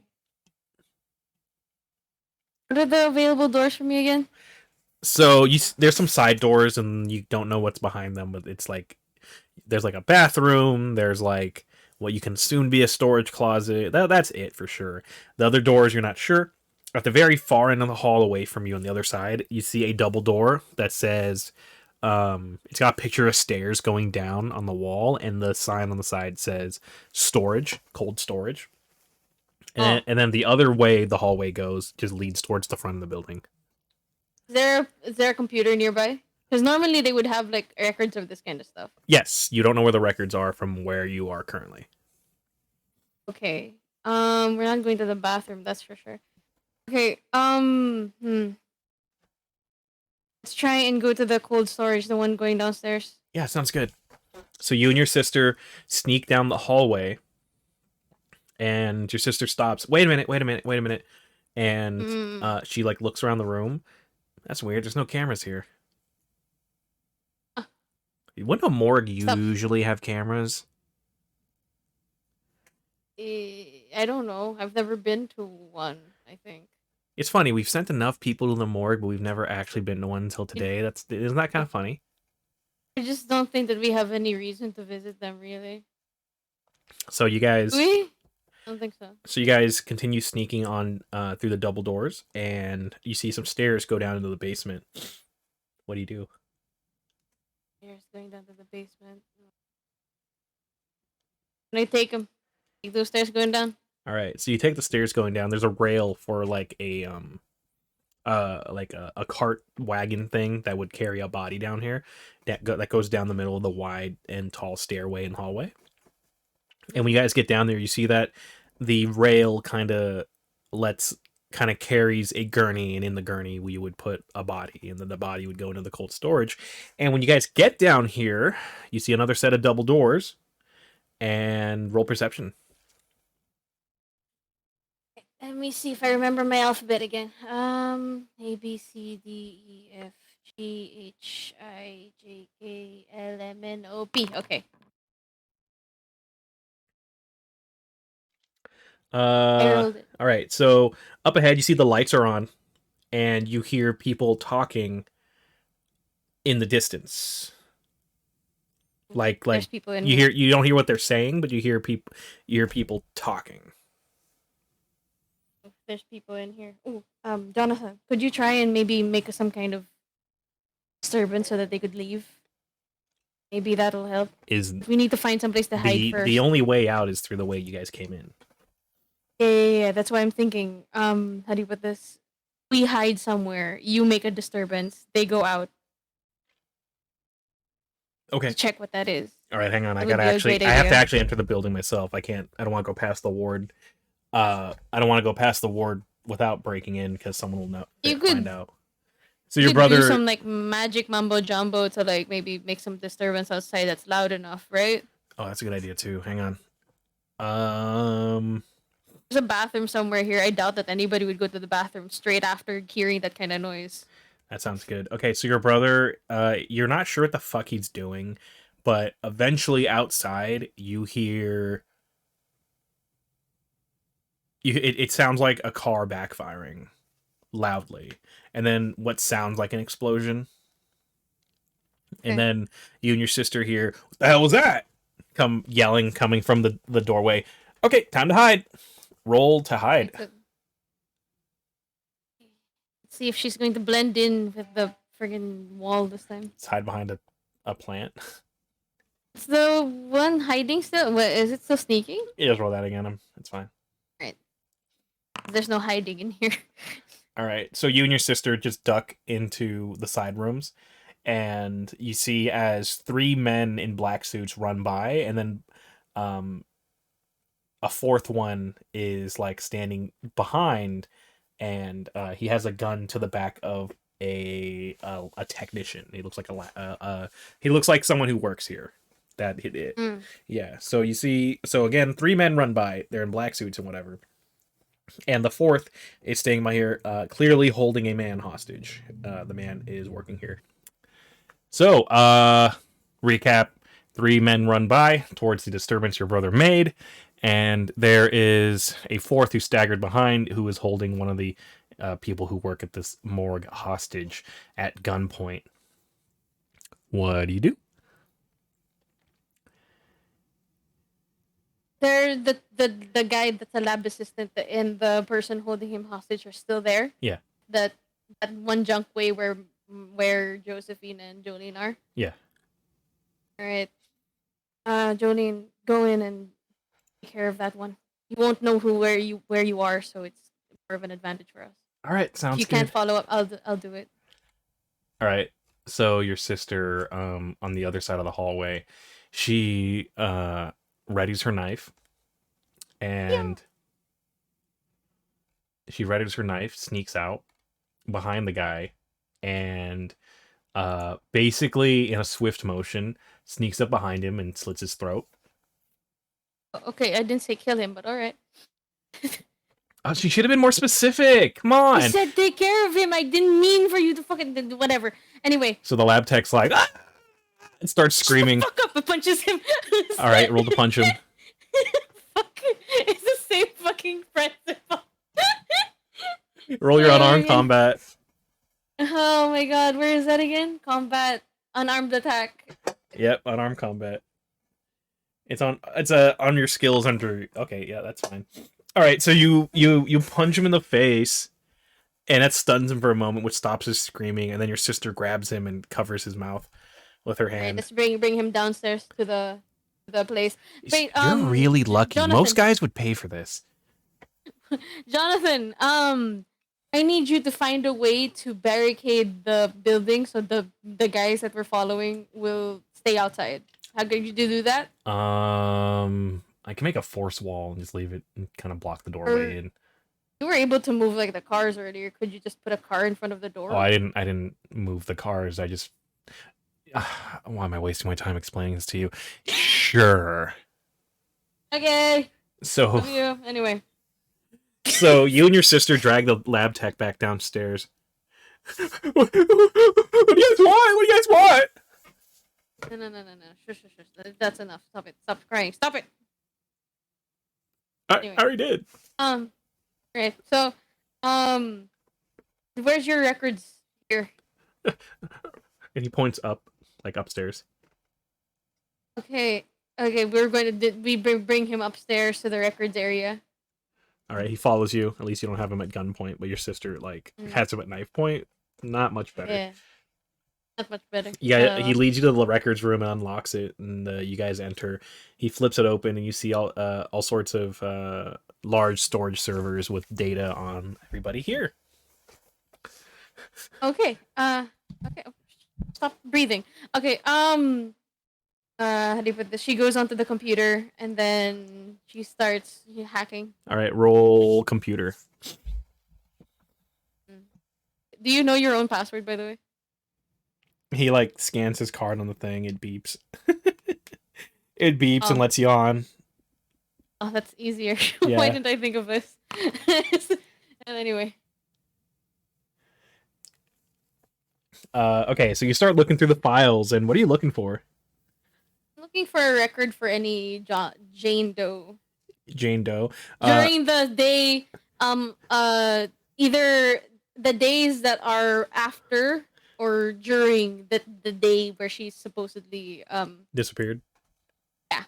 All right, so you're looking through your records and the records of every Jane Doe that has come in, and it's huge. It's massive. Oh my The god. the registry of Jane Does is over 200 unidentified Oh. unidentified Jane Does, and Like the when you ones that just came in within that week? no, this is total. And then when you go down to recently, Thank you. when you go down to recently, you see that there have been within the last since your mother quote unquote disappeared 4. Oh, thank God! I thought we were gonna have to look at 200 dead bodies. I thought that we need to move cities if this is the case. Okay. Okay. All right. They are all still in storage Uh, here. Right. So let's just go down and check them out quickly before just so that we still have time. All right, We all go down. So you, your sister, and the guy, you guys go back down, and there's like a little lift elevator that takes you to like lower levels of the cold storage. And Okay, I memorized all the names in the record. Then how do you put this? The names and the numbers of where the bodies are supposedly stored. all right, We just need you. you don't have to roll help for us it. find them. Okay, All right? okay. I mean, are you looking for somebody that like owes you money or something, or are you looking for like Yeah. your long lost sister? Because he notices you guys look the same. Long lost sister. Mom's not that young, is she? You think she's young? I mean, yeah, I think mom's. I mean, mom. She still gets hit on a lot. Oh, Yeah, you're looking for your mean, mother. Okay, well, yeah. all right. Well, let's go. Uh, Hey. can you put the knife like further away from my spine? No. No. I don't think so. Yeah, I'm not doing that. I don't feel like it. So, you guys are you guys head back down the hallway, and you see that there's an invisible wall. Well, first the door you guys came in through is closed, and you hear banging on the other side. And then when you guys go through the double doors, lead down into the basement. You see Jonathan standing there waiting for you guys. Yeah, we need another exit when we're done here. Make one. Of course. Always make an exit, Jonathan. Oh, we're stuck in here, Jonathan. Oh, please blast a hole through the wall, Jonathan. And then, when you don't need me, it's, oh, magic's not real. You never really went to Tibet. Yeah, well, when you see it, you get to believe it. But so far, you just sit there and just jack off or something. I don't know. And then how did I break all the glass in that warehouse? Like last month. Anyway, are you done looking through the bodies? So you guys get down to where the bodies are, and you pull out all the drawers that you memorized the locations of, and not a one of these are your mother. Hey, either she's a walking zombie or the city has a really bad problem. I mean, the city's got a lot of problems. Crime is really high. You guys are criminals. The fuck you mean? Crime is really high. Yeah, no shit. No shit. 200 unidentified women? What the fuck? Oh my god, there's just so many of them. Man, do you think that we should say this? Wait, so you guys aren't with them? No, we just had decided to look for our mom today. You know, you're a bad liar. What really? And then he like looks at your brother and looks at your sister. Is that running the family? And then your brother slaps him, and then your sister slaps him. Don't talk about her sister like that. Too. The guy gets tri-slapped. The guy got tri-slapped. How dare you? Don't talk about her sister like that. Your sister pokes him with the knife a little bit, and he like, ooh. And your brother like, yeah. You are a terrible liar, though, Joe. Absolutely, just the worst. Whatever. Anyway, which is funny because she actually has points in con. Uh, Is there any person in here that looks anything like us? Maybe she came in with a different name. I don't know. I really don't know. Nobody came in. Look at us. Nobody really came in like recently that looked anything like you guys. I just know those mobsters showed up and they hit me and they were pointing guns at me and they told me literally the same thing you guys are. Oh, so we're not the only ones looking for her. I mean, Mom is popular with the guys and the gals. Okay, you don't have to. Sorry, Okay, I thought I'd make a joke. Okay, so she's not here. You look at us. Look at all three of us. Points in you. I get it. You guys are really good looking. No, nobody's here that looks even remotely like you guys, except the three of you here right now. Like nobody came in with a different name looking like us. That's pretty. Nothing. No, nothing. All right, I just know that those mobsters were looking for a woman. They had her picture, and then the guy's gonna try to remember. Let's see if the guy has an epiphany. Oh, he does, and then he thinks like, oh yeah, the woman they were looking for. The description kind of matched what you guys are talking about. I mean, they all look the same, so I don't know. Where is she? Did she just came in? No, they came in looking for her. Yeah. I see. Okay. Jolene, could you knock him out? So your sister goes and puts her knife away and then like clubs him in the back of the head and he falls over and he's like rolling around like, ow, oh, please, ow. Oh, why would you do that? Cover his mouth. So Jolene, she covers his mouth. What are you doing? Okay, here's what we're going to do. And the guy's like, get one of those guys. Shut the fuck. I told you to knock him out. The fuck! I did the one thing. I didn't want to hit him too hard. You told me to be careful after the last guy. Your brother. I said knock him out. Your brother puts his hand on the guy's forehead, and the guy just like looks shocked for a moment, and then like falls asleep. Oh, perfect. Okay, good. You did your hand magic, hand magic or whatever. I knocked him out. Okay, yeah, whatever. Anyway, so we're gonna have to kidnap one of those people, so we could find out something about our mom. Is it really kidnapping if they're all bad guys? Well, they're not kids either, so let's try and kill. How many did you say? 3. We were. There's 3 of them. So there are 3 of them. So then we're just gonna have to kill 2 and keep 1. Oh, that's not so hard. Did you make an exit yet? No, I've been here with you the whole time. You had one job. One job, Jonathan. I fucking swear. And he like reaches his hand out and he pulls it back last second instead of touching you. Okay, so how do you want to do this?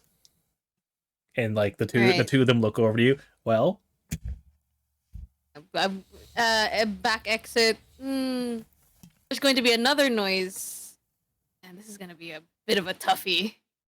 All right. The building, it is not connect. It has 2 alleyways, right? It's just like, is it just like an isolated building with 2 buildings next to it? It's sort of an isolated building. There's like a lot behind it, and there's buildings on the side of it, but there's no real true alleyway directly next to it because they have to take deliveries, body deliveries. Okay. Right. There's only one exit, so I guess. Okay. Right. Remember that door. It's still blocked off, right? Yeah. Right. I want you to unblock it. Okay, that's easy. Now, all right, you're gonna unblock that, and then Jolene, I want you to. You're gonna go back in because they're gonna be like, "Oh, what was all this? I'm trying to get back in." And then, so what we're going to do is that we're going to surprise attack them. Okay. I think the both of you could handle 2 people, right? And I'll just stay back with my handy dandy rifle, and if ever anything goes amiss. Oh, So you but want what us about to the each third knock one? out 2 people or 1 person. Kill or knock out. Either way, those two I'm okay with killing. Okay, so Principle we of could it. But the also just one, knock out all 3 of them and then wake one of oh them up yeah, later. it's also a good idea. But I want them to suffer, so like I'm joking. So yeah. Let's Jolene try looks and knock out all disappointed. 3 of them. Jolene looks disappointed when you said you were joking, and Jonathan just didn't change his expression at all. Okay. Yeah, we can do that. So Jonathan, the 3 You of you blocked head upstairs, and it. you get back down to that hallway you're at. There's banging on the door, and you see like a shimmer in the air right behind the door that's preventing it from opening. All right, I mean, the moment I let that drop, the door is gonna fly open. That's why we're going to have to put in. We have to be in our positions.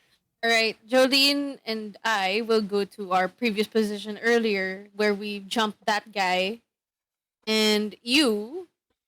I don't know what you will do with Oh, your magic. I So. got it. And then he like hides in a hides in the janitor's closet, and he puts Oh, I saw the plant. he puts a Behind the plant. I find a plant. He puts a mirror in the hallway that lets him see the doorway. Ooh, that's a good idea. All right. All right. No wonder we're siblings. Let's go. All right. And then Jolene is just ready to just pounce. Okay. Josephine is going to ready her rifle, and Jonathan, by all means. Okay. All right. Hang on. You hear Jolene changing magazines. Okay. All right. So, in a moment, you don't even see a flash. You see the shimmer disappear, and then the door flies open immediately. Whoever one of the mobsters tackled the door, and he just like comes barreling down the hallway that the door like flew open. He just kept going, and he like crashes. He trips and falls down the hallway opposite you guys, and you hear Jonathan kind of whisper over comms, "Yeah, I didn't even close the door." So I guess that guy just tripped on himself. That's really sad. You see the other two run. You see the other two run in with their guns drawn, and what do you do? She shoots one. Oh, you're just gonna shoot one? Okay, roll to shoot one. Okay.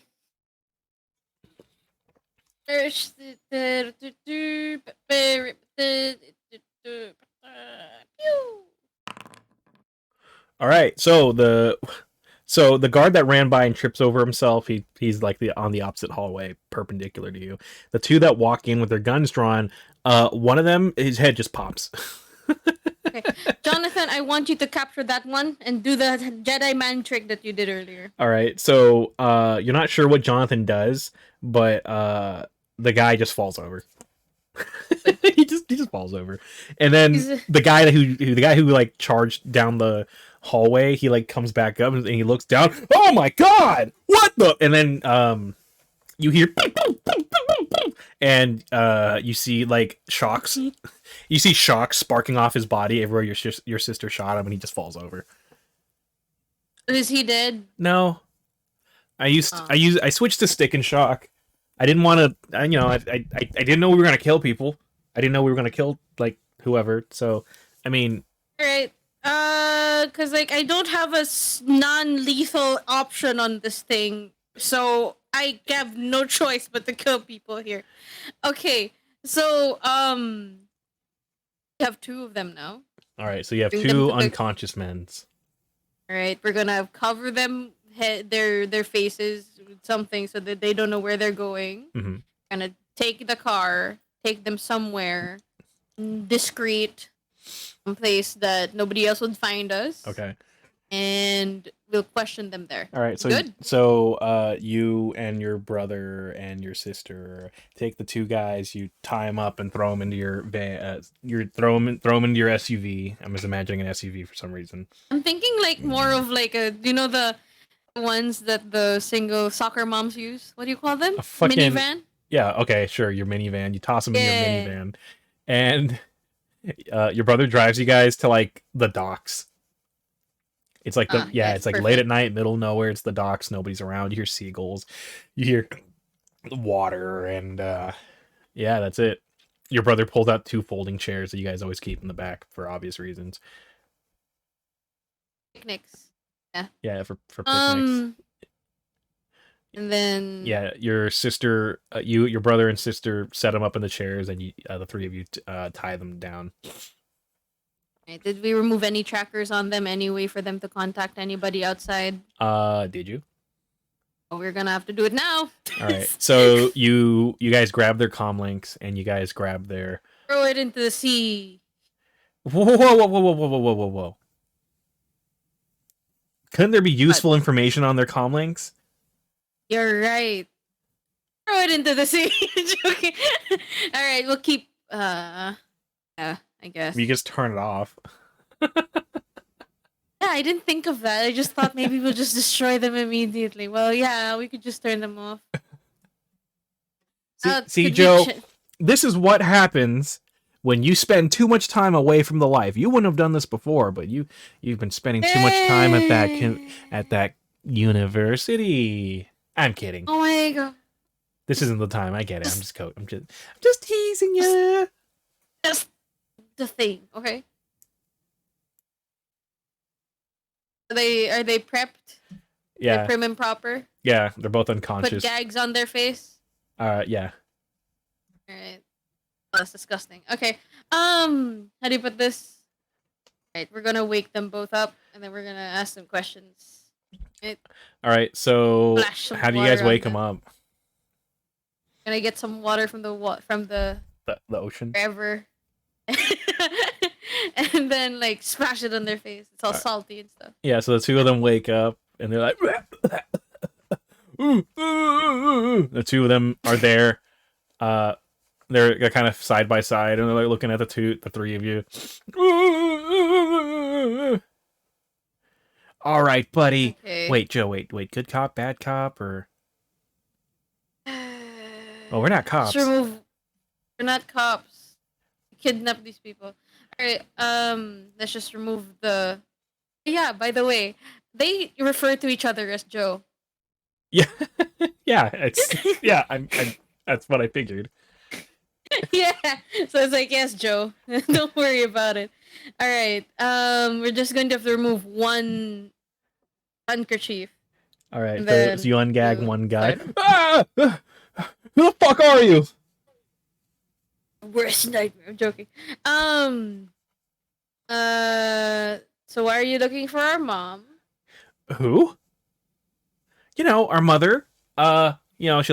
She's about our height, super good looking, but a little older, kind of like a Selma Hayek, from that movie. I don't even know what that is. I think she's talking about Once Upon a Time in. We're not talking to you. Yeah, and your brother slaps him. Yeah, we're not talking to you. Yeah. Anyway. So yeah, why are you looking for this woman?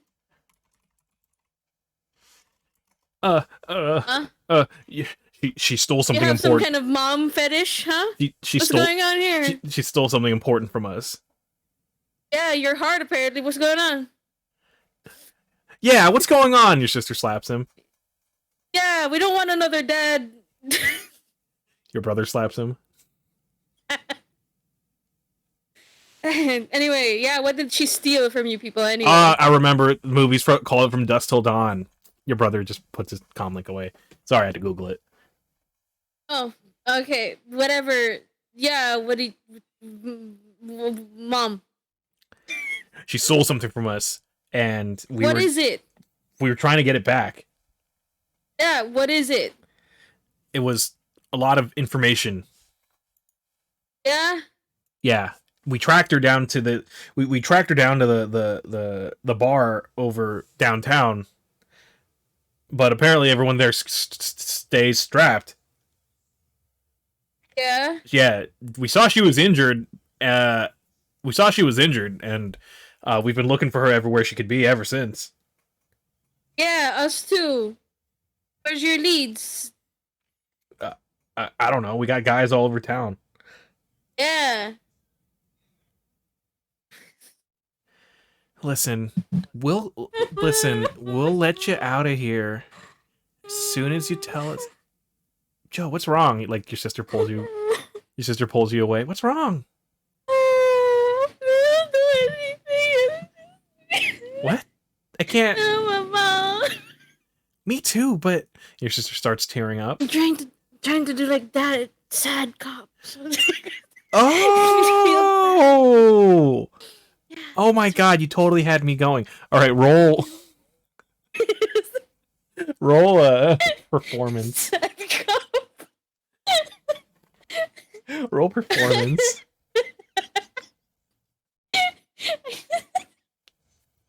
Oh, I pulled that out of my ass. All right, you roll performance, and Joe starts like fake crying and all that. Thank God. And then Jolene, she looks over and she's like, "Yeah, we just want our mother back, right? I know she might have stolen something from you guys, but we're just so sorry. We'll give it back to you as soon as you help us find where she is." Yeah. Jonathan, you cry too. Come on. I'm good.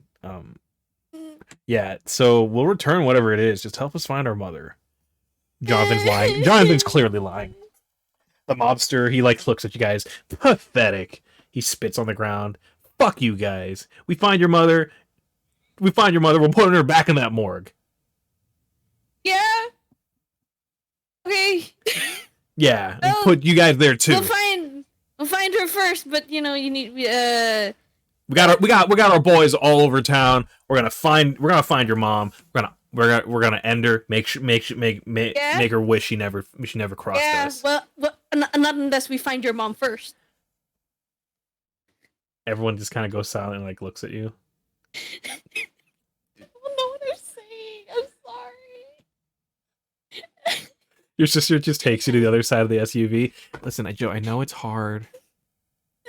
All right, I know you're not used to like doing interrogations and stuff, but pulling out a yo mama joke like that, just I know, but then like it's about timing. It's all timing. All right, it's like comedy. Yeah, right. Comedy's all about what? Remember the middle school acting classes we had? Right, the church acting. Comedy's all about timing. Okay, just like interrogation, it's all about what? Timing. That's right. So you can stop fake. Oh, are you real crying now? No, I'm not. Oh my god. Okay, hang on. I had a paper cut on the way here. Okay, just look. Oh man. So your sister goes over. Listen, guys, just tell us what you know, and we'll let you go.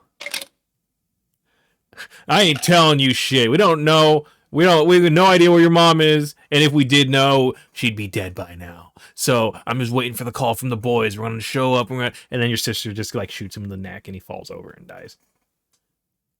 Okay, are you gonna be more cooperative? And then the other guy's like, you know, it's a good thing we got two of them. Yeah, and remove the other one. Okay, fine. Yeah, I'll help you out. Just don't shoot me in the neck. All right, good. Somebody cooperative. Joe, were you real crying? No. What the fuck you mean? I'm not really crying. Just a little paper cut. That's all. Okay. So, we think we know where she is. Just it's on our comm links. All right, just give me my comm link. And I'll take a look at it, and then because they think they had us going in the morgue just in case, see if her body was sent there. But we have reason to believe she's hiding out in a warehouse on the other side of town, and we were gonna go storm the place. It's all the way on the other side of town, and she didn't even tell us. I mean, she probably had good reason, right? Yeah, mom probably had good reason. She didn't tell us. She always tells us. I bet she had a good reason. Don't worry about it. All right. Anyways, Joe, you're the tech expert. why don't you go grab his comm link and Oh yeah, right. I could do that. Right. All right. You could kill him now. she shoots him in the neck. He falls over. Nice. All right. So then she doesn't have to Oh God, does that mean? So your put brother, them in the like, water. your brother just You know. like waves his arm. You see a shimmer like rise out of the. You see a shimmer rise out of the ground, and your brother looks at it and says, "Throw these guys in the ocean. Like, just Yeah. get rid of them." And then, Don't you need like dead bodies for your magic? Didn't you just say earlier? gross. No, me? No. What? Oh my God. Are you? No, that's disgusting. I just know that But there's a you lot you told can do with us a that dead you body. needed, like, for I don't magic have and any stuff. particular What uses. the fuck? It'd be a waste of time going into the nuances. So whatever this shimmering thing is, it drags the bodies off into the water. Okay. Ah, we should check their pockets. You know how to swim, right? I'm not jumping in the water to find out what's in a dead whatever. man's That's pockets. That's not it. Well, anyway, we have their comms, and that's what really matters. Okay. All right, so you grab their comms and roll roll computer again. Okay.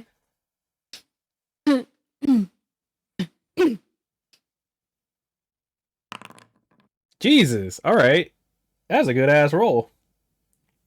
So David found their history. It's disgusting. yeah, it's their history is disgusting. So the first guy you shot and killed, disgusting search history, absolutely gross. And then the other guy, you see his last message was a message with his mom, his grandma, and he's like, "Oh yeah, I'll be home for dinner." Oh. Come on, focus, Okay. focus. Okay, yeah. Anything about? So you see that there is a mass hideaway? message in the mafia group chat. That's There's a buffalo group. yeah. These guys have a mafioso group chat, and apparently, There's freaking usernames in Discord. yeah, basically, yeah. I can't. Yeah, so this guy's username is TomatoBoy87. I can't. So TomatoBoy87. You look in the group chat and there was like a massive at everyone, and it's like, we found her, cornered her. She should still have the data on her. We've surrounded her at this location. Everybody get there now. Right. And this message was Go sent. to this location. This message was sent 10 minutes ago. Oh shit! We have to get there now. All right. So, you guys hop into your vehicle and your brother guns it, and you guys are heading to the warehouse. Okay, so wait. Mom's still alive, right? Let's go over the facts real quick. Hopefully. Mom's still alive, Huh? and these guys have her surrounded at a warehouse, Yeah. and they're gonna storm it. Mm-hmm. And she's got the the thing that the data she stole from them was enough for them to go through all this trouble. apparently. How are we gonna take out all these guys? Look how many people are in their group chat. Oh my god! Even the Ghost Boy 64 is really going at it too. Yeah, he keeps sending gifs of men kissing. It's ridiculous. It's just disgusting. It's just out of nowhere, you know. I just don't understand why he keeps doing it too. Oh man. Well, it might be funny. It might be because it's funny, right? I did ask for your opinion, Jonathan. Anyway, Hey, look, I'm just saying. Look, they have a safe. They have a sticker that's just safe for work, Sasuke. of course they do. Anyway, so what we could do is, since they're going there, they don't know we're going there. You feel me?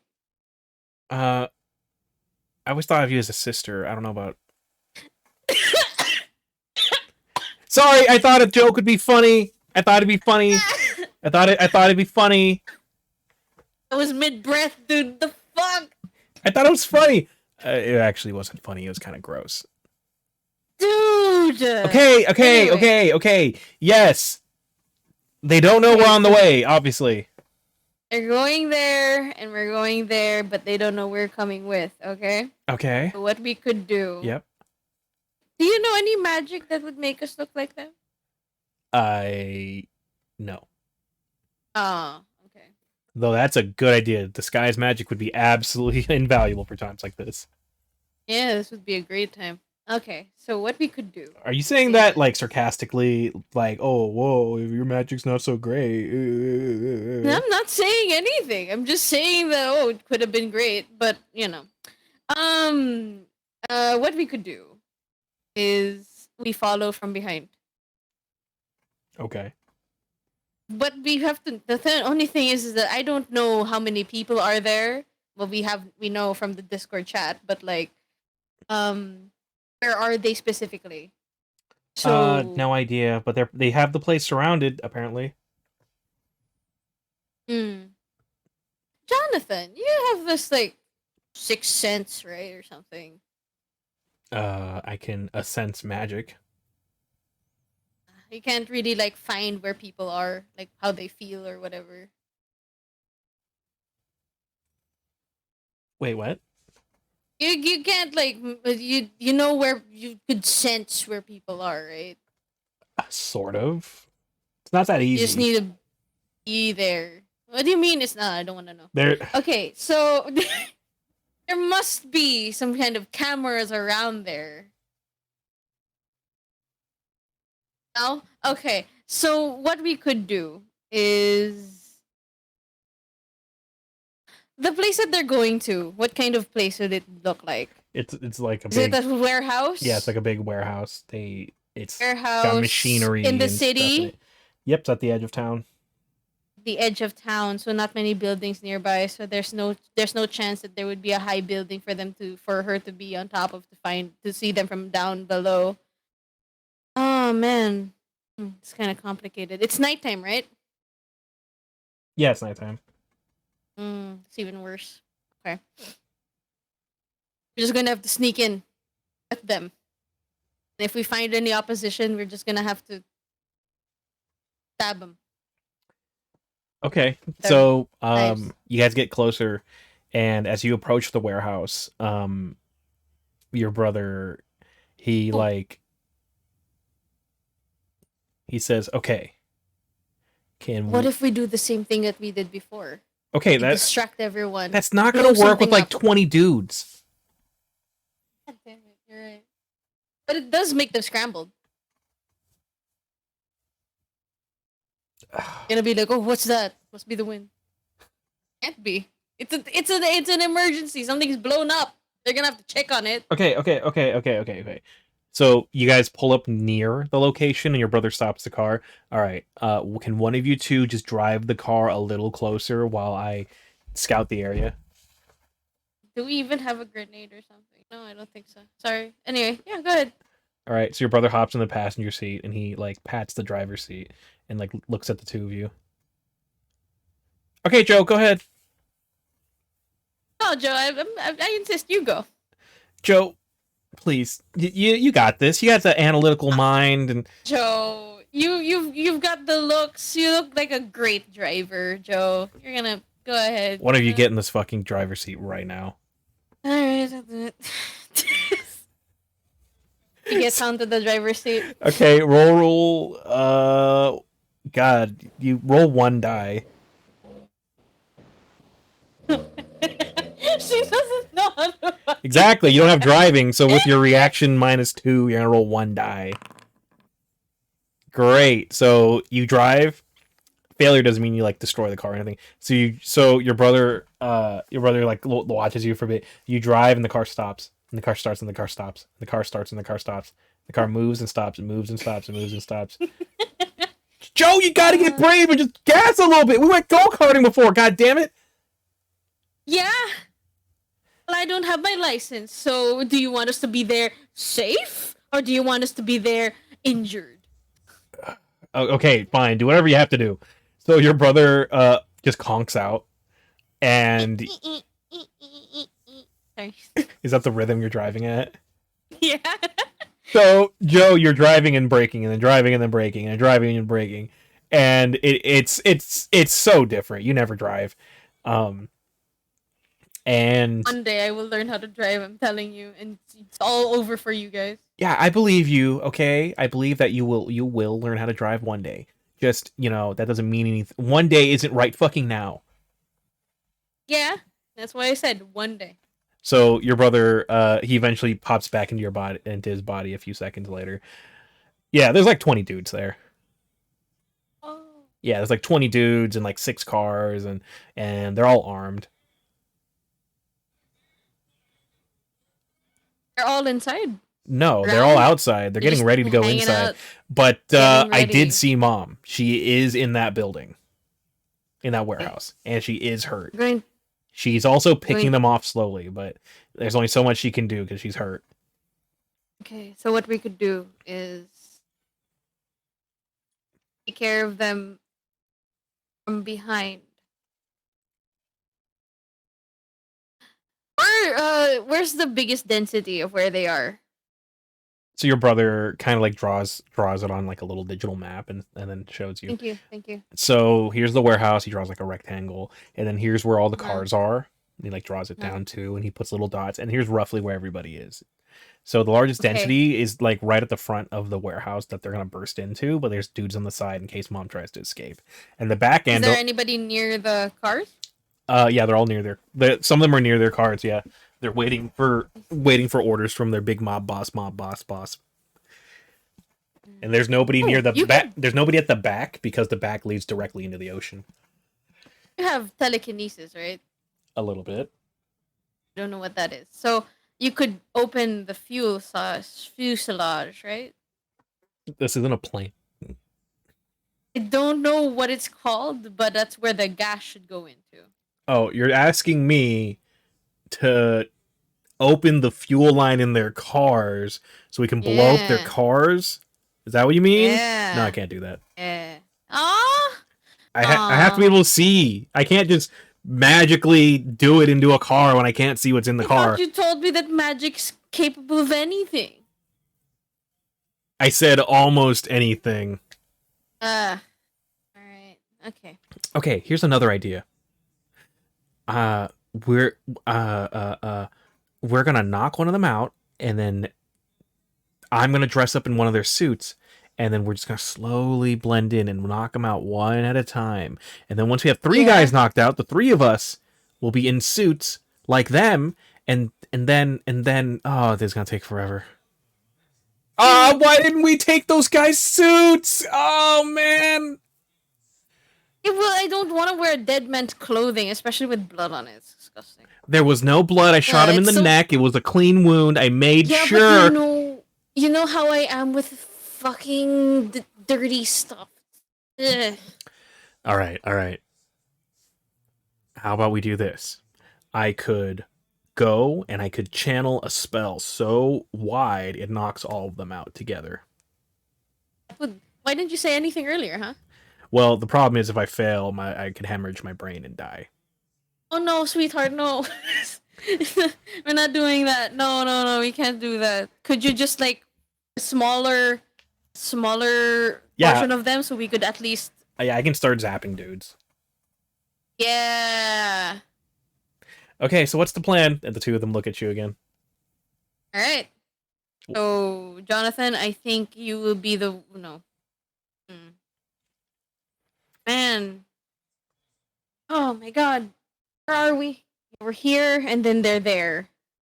We're going to have to pick them off one by one, little by little. They Well, don't know where we The are. problem is I don't know if there's a mage amongst any of them. I didn't want to hang out too long in case there were. That's the thing. But But if we just listen, we're taking too long. But- We need to figure this out. All I need is a pair of binoculars, and I can take them out from start taking them out from far away.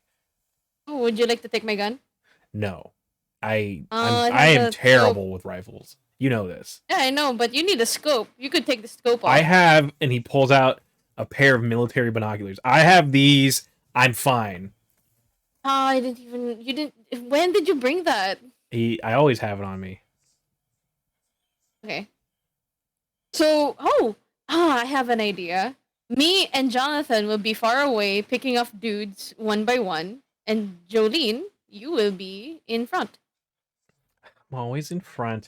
Okay, so I mean, seriously, basically, when the first gunshot goes off, I need mass confusion because I can take on a lot of guys, but 20 at once, kind of impressive even for me. Your Jonathan like actually starts snickering. No, not like that. He's not that much of a whore, Jonathan. Jesus Christ. Oh wait, so you're saying that I am sort of kind of one? Just because Anyway, I like to look good and dress in a way that's freeing doesn't. it's in a good way. It's in a good way, okay? God, you talk just like Okay. Auntie. She left Uncle for a reason. Okay. Let's see. Yeah, let's just do that. You being nope. Oh man, we need to make some way to protect you. Okay, all right. This is gonna take a lot out of me, but I can get a spirit to defend her. Ooh, okay, we can do that. All right. So, you and Jonathan climb a nearby building that gives you vantage of the site. And while on your way there, Jonathan stands there for a few seconds, kind of focusing himself, and you feel the air around him shift entirely, and you see a swirl of dust kick up, and it seems to coalesce into what effectively looks like up a dust ball, like just like a swirling Dust. dusty tornado kind of thing. And he says, "Defend my sister," and he points at Jolene, who's like at the bottom of the building. And the dust swirl flies down there, and it actually starts to take a physical shape, and you can see it looks actually a lot like it looks like a small tornado. It looks like a small tornado's following her. Okay. Okay, I can't believe you've never shown me this before. I Yeah, don't know why you're holding out on us on I'm this. trying not to advertise. Come on, there was that huge anti-magic kind of like thing a few years ago, decade ago or whatever. Don't want to deal with that. You didn't share with your family, whatever. Anyway, okay, so she aims and looks for somebody to shoot at. All right, so your sister starts running towards everybody. Hey, don't you have a spell that can make me invisible? No, God, I can't believe I never thought of that. That's a good idea. No, this is the thing. This is why I don't really mess with magic. It just I didn't know the limits and the boundaries that it would go through. I'm just, I should have done that. Okay, I get it. Mm-hmm. All right, fine. I promise you I'll learn how to make you invisible. God. Yeah. All right, so Jolene starts sprinting up ahead, followed by your brother's spirit. And as you guys get closer, you see that the monsters have surrounded the warehouse your mother's in, and your mother is currently, you see like some movement in like a small window of like in a small window on the top floor of the warehouse, and you see a glint from her scope. And as it shines, you see a gunshot fly out and like take out one of their rear view windows. And they shoot back, and obviously they don't hit her because she was shooting through such a small crack. And then you hear over comms, hey kids, didn't expect to hear from you so soon." Didn't say anything, Mom. Why didn't you? You didn't even leave a note, call, nothing. I had What are we, chopped liver? I had good reason. You're funny, Joe. You guys have always been real funny. I had good reason not to bother. Not to tell you guys, but wow, I'm so proud that you guys managed to find me. Mom, where the hell have you been? You've been in the, and we've been. Don't worry. Stop it, Jolene. Stop it. Stop it. Yeah, Jolene, stop it. We'll be fine. All right, we're gonna get through this. Okay. All right, we're gonna be just fine. All right. Oh, is Jonathan there too? No, of course he is. Of course he is. Hi, Jonathan. Jonathan kind of goes, eh. So Jolene eventually runs forward enough that you can't see her through like the surrounding kind of junk, and she tells you that she's in position. What do you do? Okay, so she's going to have to pick some of them off too. Yeah. So there's 6 vehicles. There's 20 mobsters. They've all got guns ready, and they're trained on where your mother is, but they can't really hit her easily because she's hiding in the building in the shadows, and it's also dark out. But it Okay. looks like they're preparing for something. You're not exactly sure what. We're just gonna have to lessen the number then, so that they don't have enough people to prepare for it. Yeah. If you take out at least one of them, it's going to disrupt them one way or another. So Kids, I gotta tell you, no matter what happens today, I want you guys to just to go live your own life. All right. I realize now that maybe it was wrong for me to drag you into this at such a young age. You weren't even really in kindergarten. No, Mom, it's okay. We love doing this, right? Right, guys? Josephine keeps quiet. Doesn't want to say anything. Jonathan keeps quiet too. Well, let's make this a good one. All right? We've got so many people here, so many guests to entertain. So, who starts it?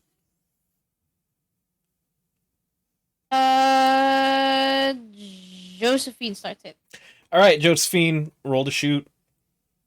With your scope, you don't have any range penalties.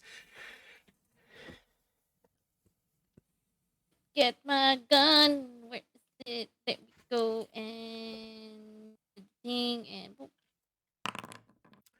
God damn. All right. So, Joe, you shoot one of them. The bullet just flies, and it doesn't kill him, but it maims him. It takes off his arm at the shoulder, goes through the side of his rib, and he just falls over, flailing. He's reaching for his gun, and he's just rapidly bleeding out. Guess that's go time! Your sister charges in, and she whips out her 2 pistols. What were they called again? Dimitri and Theodore 2? To be honest, she has so many exes, I don't even remember who they are anymore. Alright. I remember that one was like Theodore 2 or some shit. So, she whips out the pistols, and she rolls, and then starts opening fire on them. And then from her flank, when the mobsters see her, they start opening fire on her, but the small tornado, at least is what that looks like to you, intercepts the bullets, and it's like a wall of wind, stops your sister from getting hit.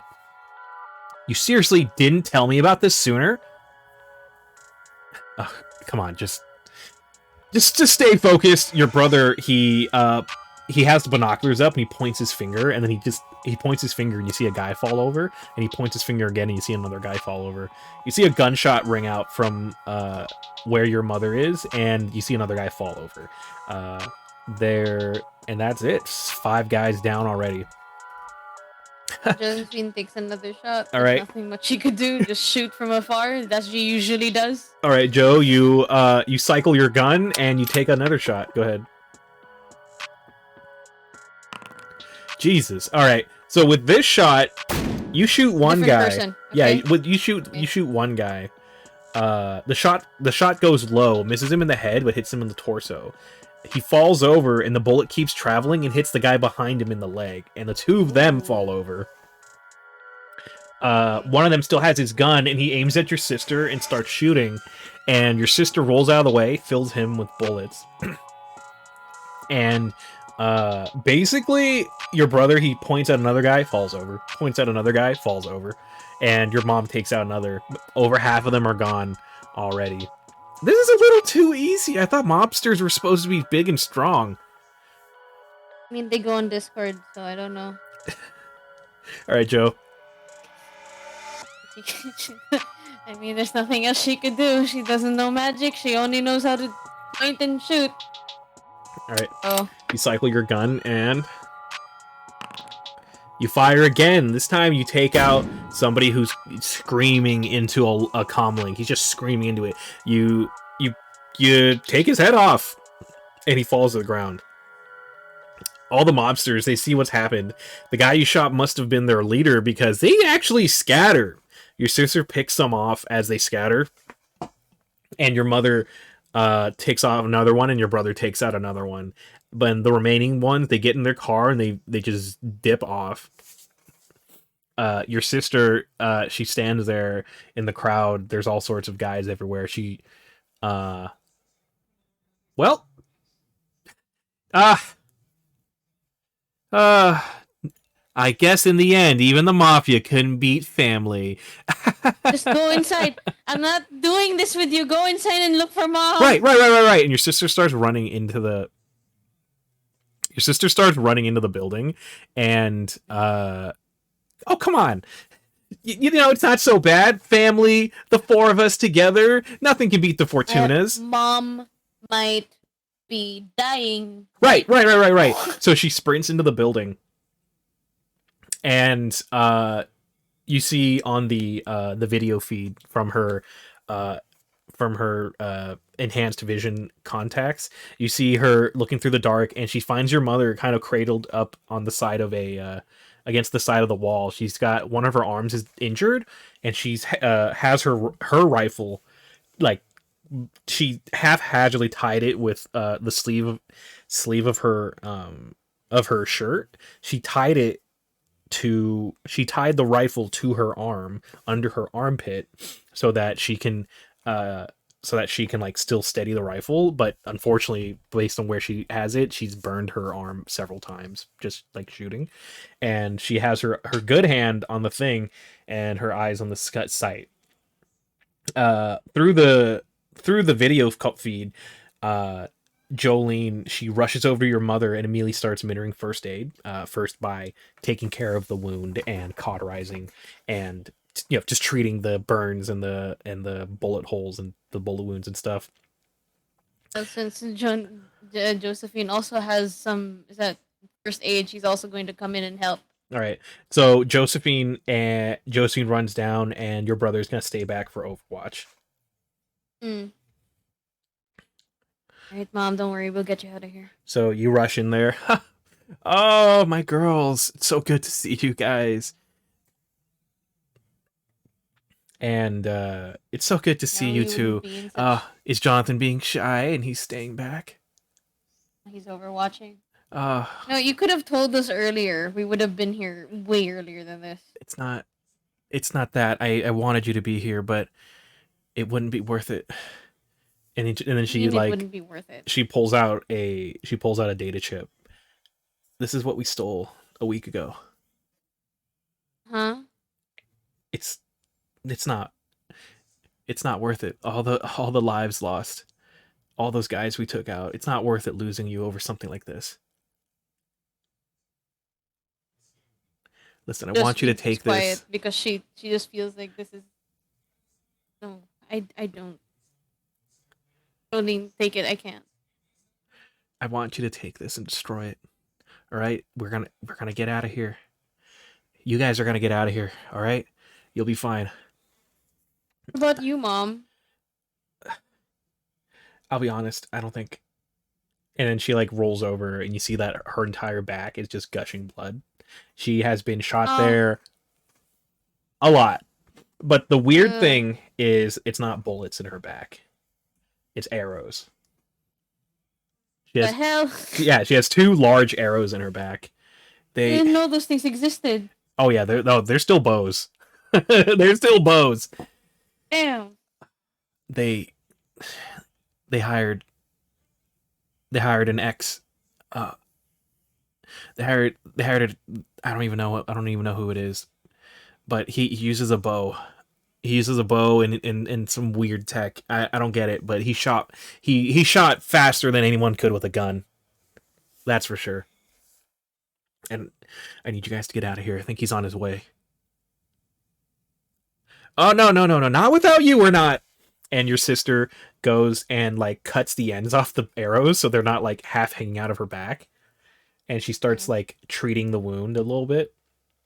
We're gonna get out of here, all of us together. You can die happy in bed and not in the middle of this fucking warehouse near the water. Guys. Celine. Guys. We have to go. Something's approaching. We have to go, Jolene. We have to. Not without Mom.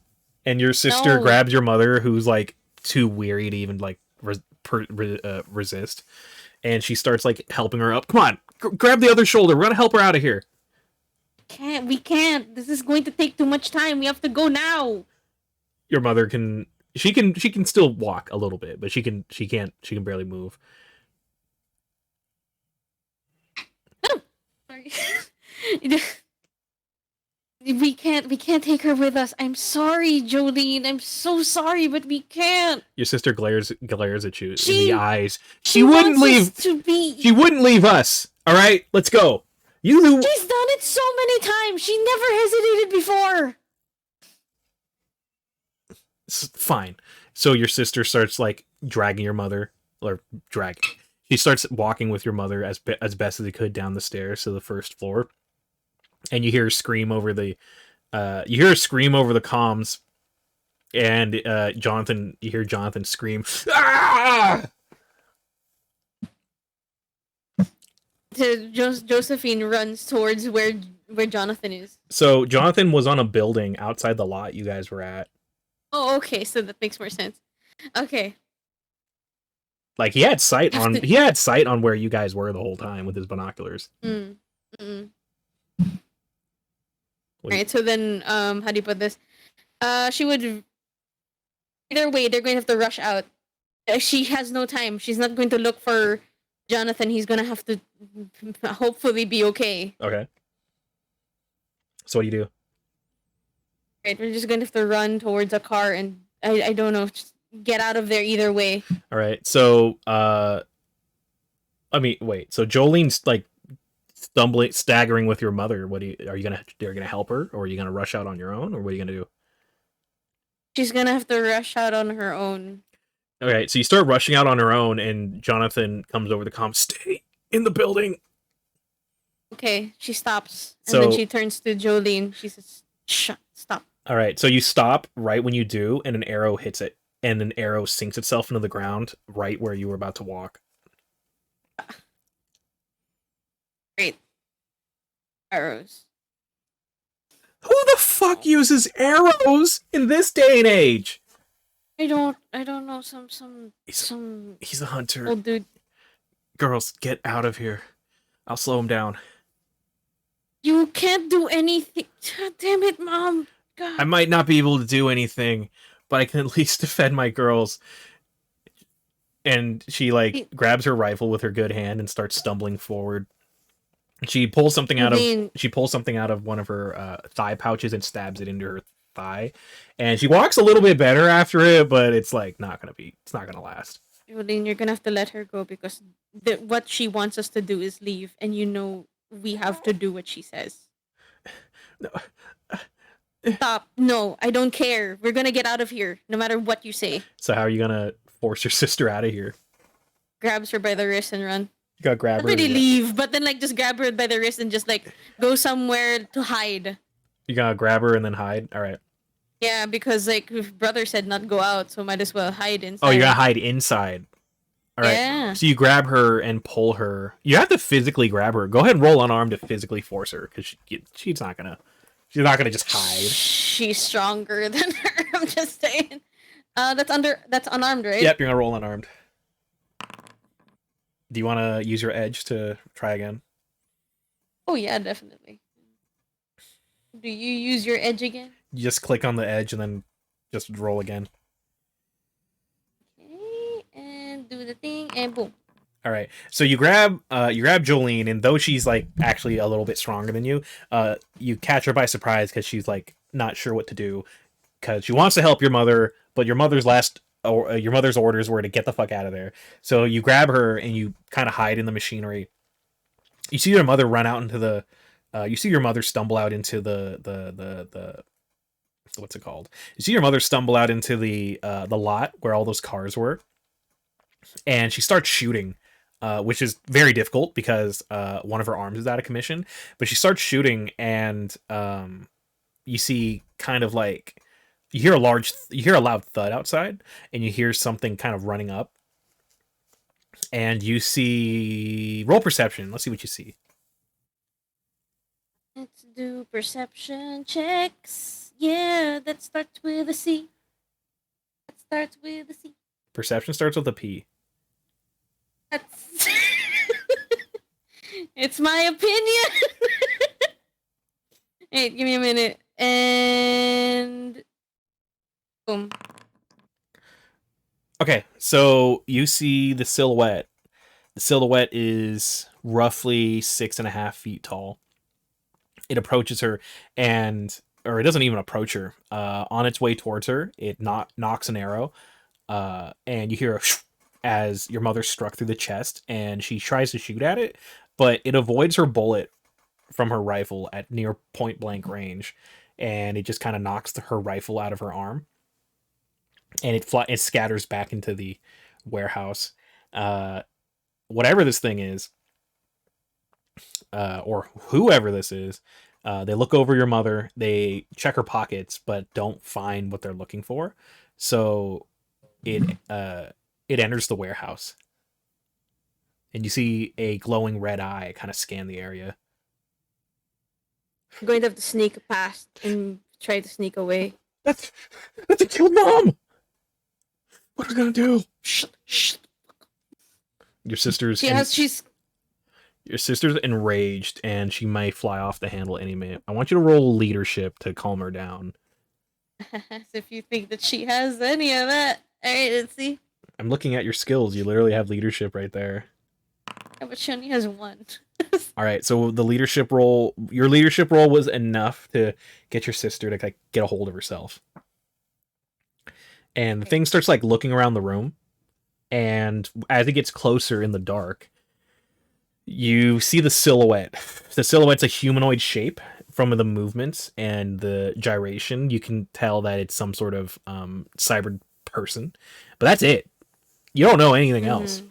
And you do know that whatever it is, they're carrying a massive bow. Shit.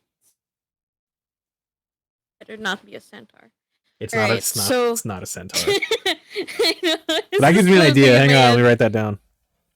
Uh, Kidding. It's not a centaur though. Alright, so then like how do you put this? The best that they could do is try to sneak past and move away. All right. Get out of there as much as they can. Right, roll to sneak. I'm pretty sure she's holding her sister by the mouth because she knows she's gonna keep talking and she doesn't need that right now. All right, roll to sneak. Oh, Oh, wow, that's a great roll. Okay, so despite your sister being like about to fly off the handle, the two of you managed to sneak out of the building. And what do you do? It's gonna have to like So how do you put this? So here's the stage again. You just snuck out of a warehouse. Your mother's body is not too far from you. Her killer is in the warehouse searching for you guys right now, and her killer is searching for you guys right now, and the two of you just snuck out the side of the building undetected. Surrounding the warehouse is a bunch of dead bodies of various mobsters and their vehicles. The last directive was to get out of there. That's what she's gonna do. Yeah, your brother was on the roof. You don't know if he's still there, but he was on the roof of a nearby building. Okay, so they're just going to have to run and find him to maybe try to rendezvous with him. All right, so you guys go back to the building where he's at, and you don't see him up top. Shit! God, I've already lost my mom. I'm gonna lose my brother too. Shit. Jonathan, where are you? No response. I'm just gonna have to go home. Well, I know we're missing our brother. We gotta get mom, there's your car. We have to, he's not. We're just gonna have to walk home. Your car's right there. I can't drive. Joe runs over to the car. Fuck! I'll drive. And she opens. Okay. She opens the car door, and your brother's like in the driver's seat. Get in here! Oh my god! Why didn't you say anything? Hard to talk. And he like pokes his head out the window, and you see that you see that the there's an arrow or part of an arrow in his eye. Ooh, yeah. All right. Yeah, let's get inside. Let's get in. We'll both get inside the car. Hopefully. Okay, it's gonna be hard to Okay. drive with one eye, but I think I got it. And you see in the Okay. passenger seats his bloody pair of binoculars, and there's like the rest of the arrow straight through one of the binocs, We're going to one of go the straight to the binoculars. doctor first. Yeah, we'll go straight to the doctor. All right, You need to get your eye checked out. so you guys rush to the doctor, and on the way there, your sister's like holding the chip that your mother gave you. She said to destroy this, but I don't know if we should. You should. She said to destroy it, so we should. But what if what's on here? I what's on here that's so important? You don't know. Well, she said to destroy it, and that's the last thing that she said for us to do. No, the last thing So she we said for us to destroy do it. was to get away. Okay, yes, but she still said prior to that we have to destroy it. I don't. Fine, I'll destroy it. Okay, I trust you. So you guys get to the doctor, and the three of you burst in. Your sister's a little scratched up and covered in your mother's blood. Your brother is stumbling because he has an arrow in his There's a eye. freaking arrow in his eye. Yeah, he has a whole he has a whole arrow in his eye. And you guys burst in, and the doctor's like, "Oh my god!" And he takes the time to kind of fix your brother up and tend to all your wounds. And do you have a band-aid for this little paper cut? And he gives you a band-aid for a little paper cut. Yay. So Small victories, you know? yeah. So fast forward a couple weeks. No word. I mean, obviously there was no word from your mother. Your uncle contacts you. He tells you that after he heard the news, he tells you guys that, hey, if you need anything, contact me. You guys can stay with me as long as you want. Your mother's already paid the rent off for the apartment for a while if you want to stay there or do whatever you want. And then weeks turn into months. A couple months pass. You go from spring break. You go from winter break to spring break to summer break. And what's Joe doing in all this time? To be honest. Like, her grades are kind of slipping.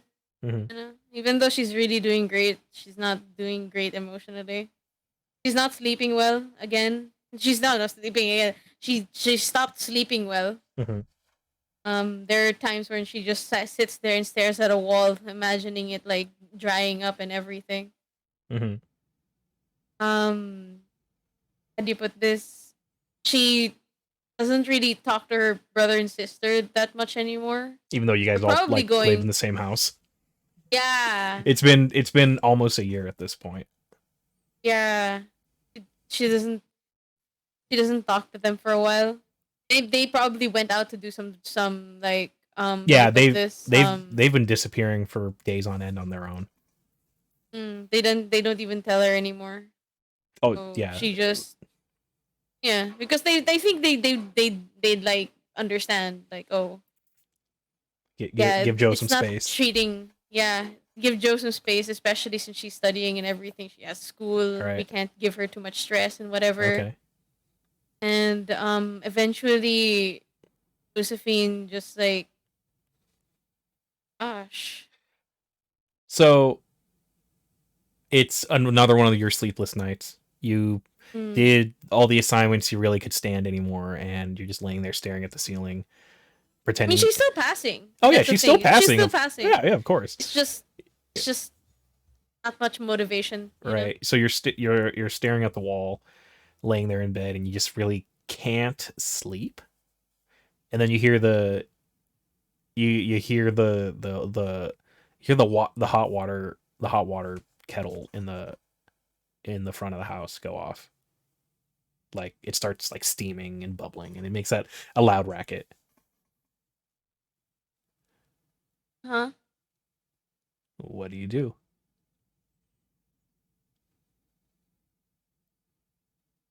Knowing Joe, the others are home or not?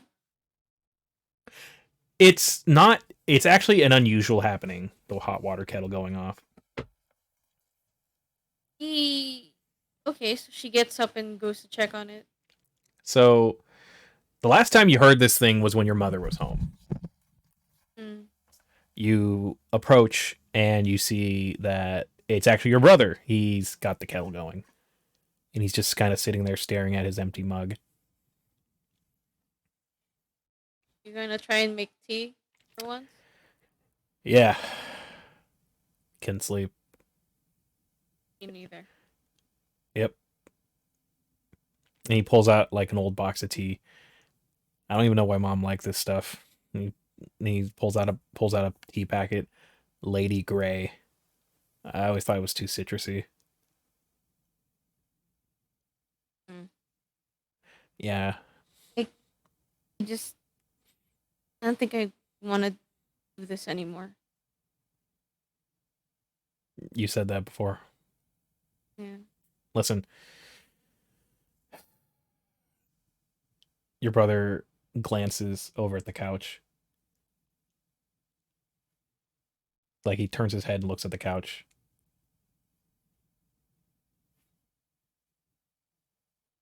I don't want to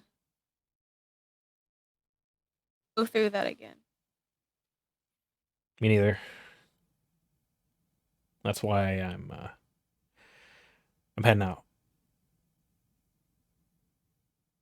And he stops the water kettle and he pours a mug and throws the tea bag into it. And then kind of moves the tea bag around a little bit and he heads back and he heads over to the couch. His eye has been kind of bandaged up. His eye's been bandaged up this whole time because it's been almost a year, but his skull's still healing and he lost use of his left eye. Yeah. And he sits on the couch. When you look over, you see that on the couch is his backpack, his tent, and basically a lot of equipment. Not his tent. Oh God. Yes, his tent. He's got basically a bunch of hiker stuff, and he's like, "I'm heading out. I was actually gonna leave. I'm leaving in the morning." Yeah, I'm gonna stay here until I graduate and get a job and Well, the rent's find paid off. some... That's a smart thing to do. Yeah. I'm gonna And travel. I'm gonna rent someplace. There's a lot more about magic I need to learn. A lot more. Yeah, right. A lot more useful things I can do. Magic. Yeah. When I graduate, I'm just gonna move out. Hey, do whatever you want. I mean, the house is paid. This apartment's paid off. You can spend the rest of your life here if you want. Nah, Probably the cheaper thing to do anyway.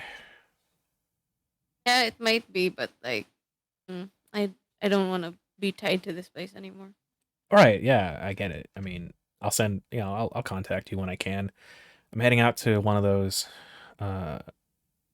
dead zones where there's no electronics, no service. Hell, my com's probably gonna fry the moment I get there, but I think that's something like that's what I'm gonna need. I need to really focus and look inward. And then I have a contact there I'm gonna meet up with. Maybe I'll check the wastes, and I'm also considering heading to Ireland. Oh, what? Why Ireland? I met this lady. She's from that area, Ireland, Wales, Britain, that kind of area. And the way they do magic there is different. I want to see what they do. So she gave me the contact of somebody there I'm going to meet up with and learn what's what. Because the way I do things isn't necessarily the same as the way they do things. And I want to open my mind up and figure out what's what. Yeah, well, I'm okay with you doing that. I never asked your permission. I don't care. I don't care. And I don't care either. But you just need to promise me one thing. What's that? Send me an email every once in a while. I mean, yeah, when I have service. Just so that I know. When I have service, that I know that you're alive or something. I don't think there's even a cell tower out there. Like, I'll message you when I You're gonna have can. to figure something I'll out. figure Can't something ya? out. Yeah, I'll send a carrier pigeon. How about that? Okay, yeah, sure. I know they went extinct hundreds of years ago, but you know. You could send a telegram. That's a new one. Yeah, Oh, yeah that's maybe an oldie. Yeah. maybe I just might. He sips on his tea and he goes, bleh, ugh. It's like orange juice That's and why I don't drink. it's just tea. Eh. Ugh. But you don't know what she puts in there. Goddamn. It's yeah. Hey, um. Mm. So I said I was going to leave in the morning, but I'm actually gonna head out sooner. Okay. I don't know. I just can't look at the same surroundings anymore. Yeah, I understand. Have you talked to Jolene? She she left a She week. know. She left a week ago. Huh. Like she left. I figured she would have told you. Nah, she didn't say anything to me. I mean, I caught her on the way out the same you caught me, so yeah, I no. guess we're just gonna. Yeah, Jolene, she left. I told her to stay in touch and she said she will, and I don't know, it was it was familiar in that same way mom would say that, you know? Yeah. So he stands up and he gives you a big hug, which is unusual for him. Things are different now, but Remember, email. yeah, I don't care. yeah, I'll mail you. Come on. All right, who do you Yeah. take me for? Magical freak. But anyway. And you're a nice wallflower. All right. So he That's a grabs first. he grabs his bag and stuff, and he like sips the tea and puts it back down, and then he like leaves the house. Hey, wait. Why am I the one that has to keep in touch with you? You can message me too. Yeah, I do that, but then I don't know when you have service. And Just send it, and I'll get it when I do have service. right, I'll just put it into like something that would just come in every once in a while, you know, like one of those automated emails. Hey, just checking up on you. You're always you know, out of everybody, I think you're a lot. I don't know. It's interesting. Jolene's a lot like mom, but so are you in like a different way. It's always been weird to say. Mom always said I was like dad, but I don't know. I don't even remember the guy. I don't even remember him either. Okay, anyways. uh, Hey, try and get some sleep, sis. You look like shit. I don't even think it. I do anymore. Yeah, All right. I'll try. Yeah, take care. Give my regards to Uncle, and he leaves. Closes the door behind him, and you're alone. And You're alone in your apartment. Nobody that's around. how she was going. That's how she would be until she graduated, and you know. Yeah. So it's the middle of the night. Your brother left him. Your brother just left, and the only thing in the room is his still steaming teacup. And what do you do? He picks up the tea, takes a look at it. It's like a murky Takes a brown. He takes a Takes a sip. It yeah. Throws it into the sink. Like that in sequence. Literally in that sequence. Yeah, take a sip, and then just throw it out. Yeah. So fast forward 5 or so years, it's a little bit before a little bit before the current Shadowrun game. Currently where we're at in SenwaRun, maybe about a little under a year, and you've graduated, you got a job, you've been working the corporate life, and you've been keeping in touch with your siblings. You see them, despite it all, you see them now and then. You see Jonathan, he actually comes to visit sometimes. You see Jolene never comes to visit in person, but you do talk to her over like video calls and stuff. And for the most part, the two of them are growing up basically the same as you are, and up until now, you guys have kind of been growing up together, but now you see them kind of developing in their own people. Jonathan's grown a beard. He's Oh, let his hair get all scraggly, and while it's clear he showers and bathes, he's definitely cares a lot less about how he looks than like Jolene, even less than you, to the point where he looks like some sort of crazy mystic. To put it mildly. He's got on like a poncho and furs, and like he's wearing all sorts of bones and ornaments and stuff, and he carries around like a big stick. And Jolene, she fits the very image of your mother, like to the T, with her own little flair to it. The way your sister's kind of developed, she's basically the same, largely the same. However, she's just gotten more and more into weapons, more and more into shadow running, and she's made quite a name for herself. Not that you care about that, because you don't really keep up with any of that anymore. The interesting thing is, Jonathan even showed up to your graduation. oh, Yeah, yay. he actually showed up in person to your graduation along with your uncle. And while Jolene couldn't be there, she was there. She was there over video. Oh, that's nice. Yeah, we're in like a little iPad, like hey. Yeah, she's on like a little iPad. Unfortunately, and as it goes, your graduation was the last time you saw everybody together. Because about a year after that, the messages stopped. You stopped hearing from your sister. You stopped really hearing of your sister. You stopped getting contact from your brother of any sort. No messages, no visits, nothing. Your Uncle Tito hasn't gotten anything either, which even for them is unusual. Yeah. At some point, Joe, where do you live? You got your own apartment at some point, right?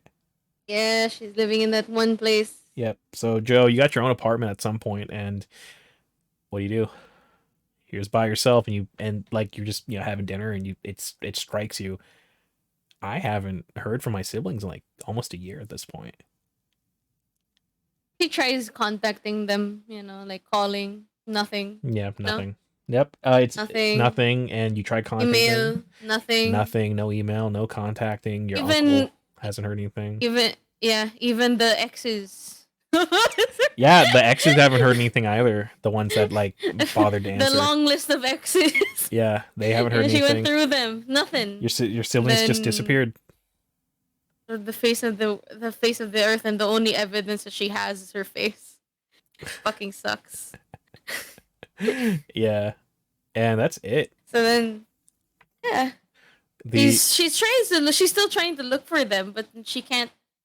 She doesn't know where heads or tails where to start. So she decided, well,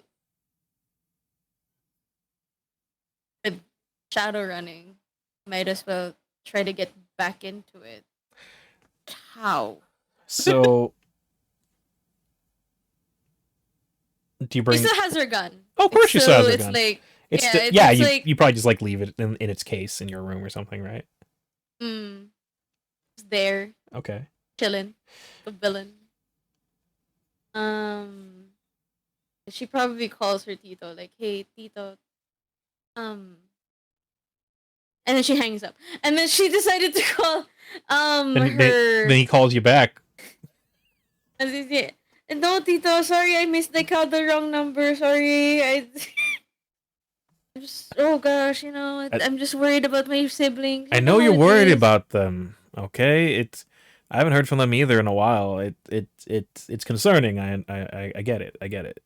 Just don't call me again at 3 a.m. unless you really need something. I'm sorry. And he hangs up.